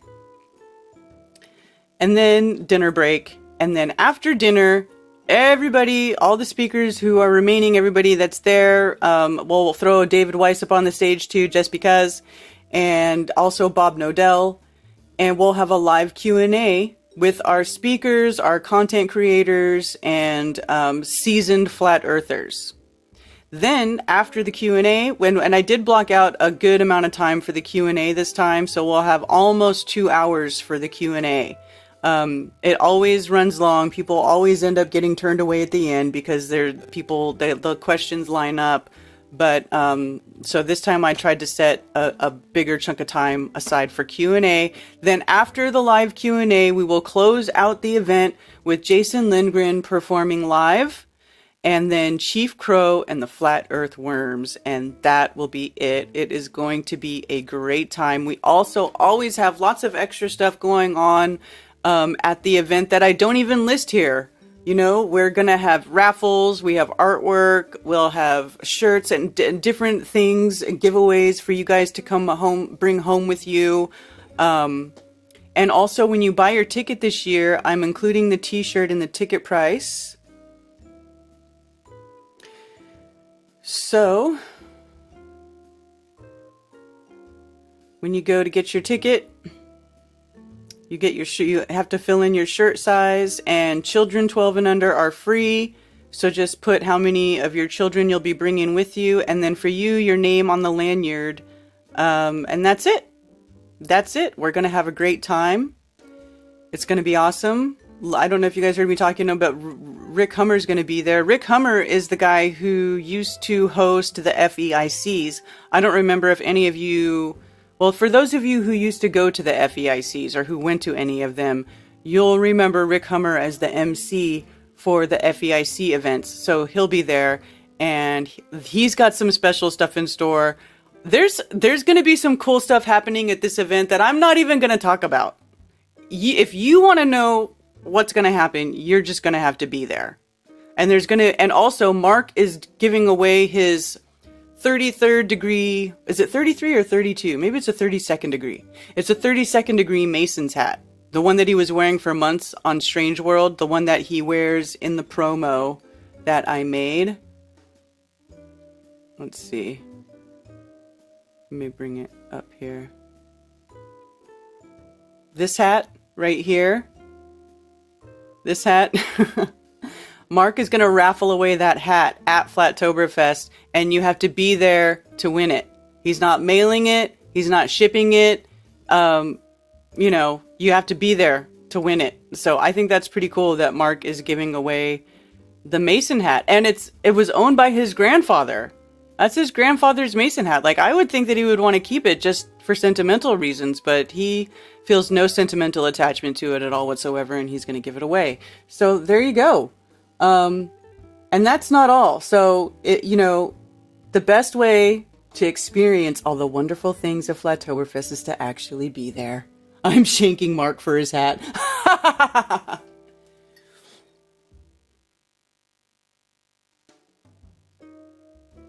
Yeah, Chief Crow is awesome live. You guys are really, really, really going to love Chief Crow. Will there be a special lanyard for singles looking to meet someone as in past events? Okay. You know what, Robert, thank you for bringing that up. Last year I did try to have a singles mingle at the event. It was a complete and utter failure because I tried to do like secret singles mingle where I just changed something on the lanyard and maybe it was too subtle, but people couldn't find each other and blah, blah, blah, blah, blah. So, I was discussing this with Rose and Kelsey, who are the other two ladies who are into matchmaking. And, like Kelsey is started the Meet Flat Earthers platform. And we're thinking about combining our forces to start a new matchmaking thing, but we're not ready to announce it yet, but we are talking about it in the background. And one of the things that we discussed was doing a singles event at Flattoberfest, but instead of doing like a secret singles thing, whenever people show up to Flattoberfest, we can just say, hey, are you single and are you looking for other single flat earthers? And we're going to give people something blatant to wear. I'm thinking about making buttons that say single flat earther. So like you could just wear your button that says you're a single flat earther. And then as you guys walk around, you can find each other. So I might do something like that. I might have single flat earther buttons or something to give away, or so that people can do that or something, some way for you guys to identify each other that is like blatant, basically, because the secret mingle thing just did not work. So this year you can stamp a big S on their forehead. Yeah. Grounded Extract says, I can't express accurately how insanely incredible Flattoberfest was last year. This year will be even better. Hard to believe, but I can feel it. Yeah. A lot of people are saying that, which is great.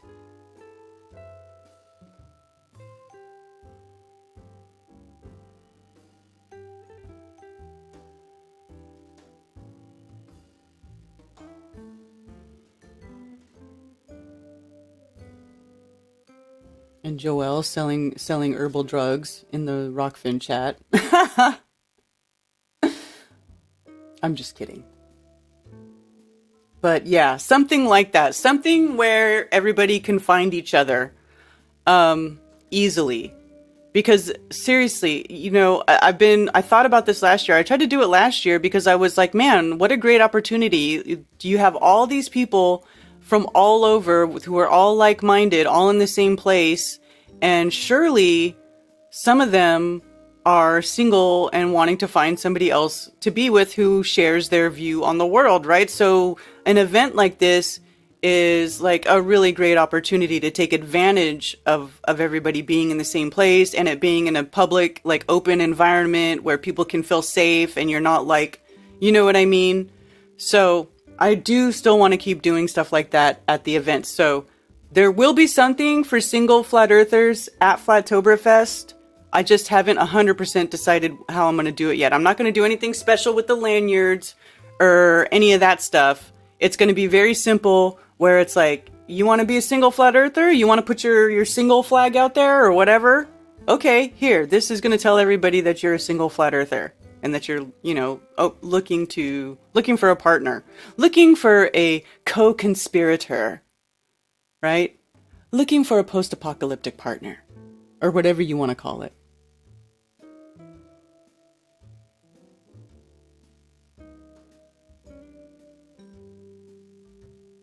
Get together about foods for Flattoberfest. That's right. Also, Dr. Law. That's it. Another thing. Will be there with his wok and his cookout, whatever. Dr. Law makes good grub.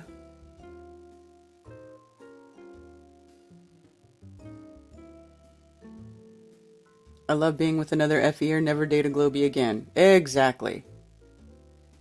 Guys could walk around with their zippers open. Yeah, Robert, that's a horrible idea. I don't think that's even funny.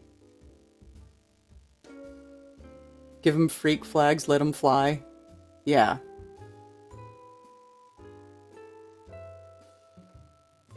A helium balloon. Haha. You're making nachos? Yay! Oh! Sarah. That reminds me. I cut open your bread today and I took a picture. Let me share. Hold on. I have to get it someplace where I can show you.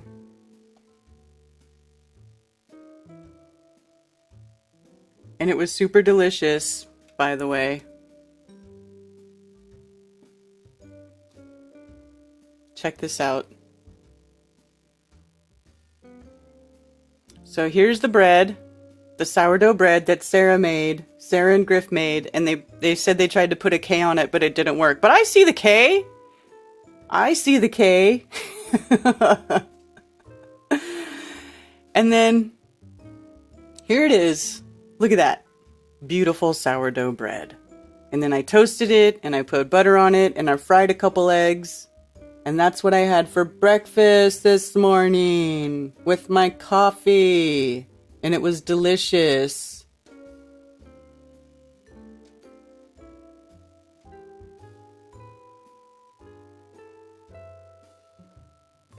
Single people can have a helium balloon tied to their wrist, and married people can have a bowling ball tied to their ankle. Oh, God.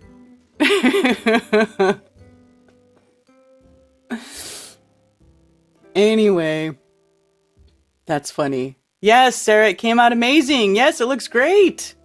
It's great. It's beautiful. It was delicious. So anyway, I wanted to show you that. Thank you for the bread, and thank you for the starter. I can't wait to make my own sourdough bread again. Super stoked. It's the best. All right, you guys. It's 1 p.m. It's about that time. Time for me to wrap it up. I'm so proud of my bread. You should be. It's delicious, and it came out great. Look at that.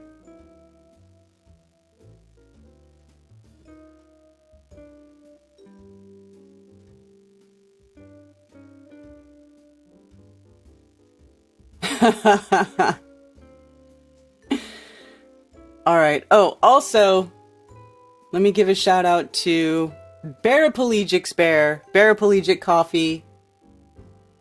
That's going to be a new sponsor for Coffee Talk. Paraplegic's Coffee. So if you want to order some Paraplegics coffee, you call this number, call or text this number, and Paraplegic Bear will hook you up with some coffee, and you can support some more of our people. There you go. Awesome sauce. I have to make a little thing to put his stuff in the rotation. Also, shout out to Truth Smacks, you guys. Truthsmacks.com is a wonderful company run by Suzanne, and you can order these little bags of snacks. It's like the best trail mix ever. And then people can read the facts on the bag and learn some stuff, and maybe get the wheels spinning and the cobwebs dusted off their dusty brain, and start to think for themselves while eating organic, delicious Truth Smacks. Yes, sir. Yes, sir.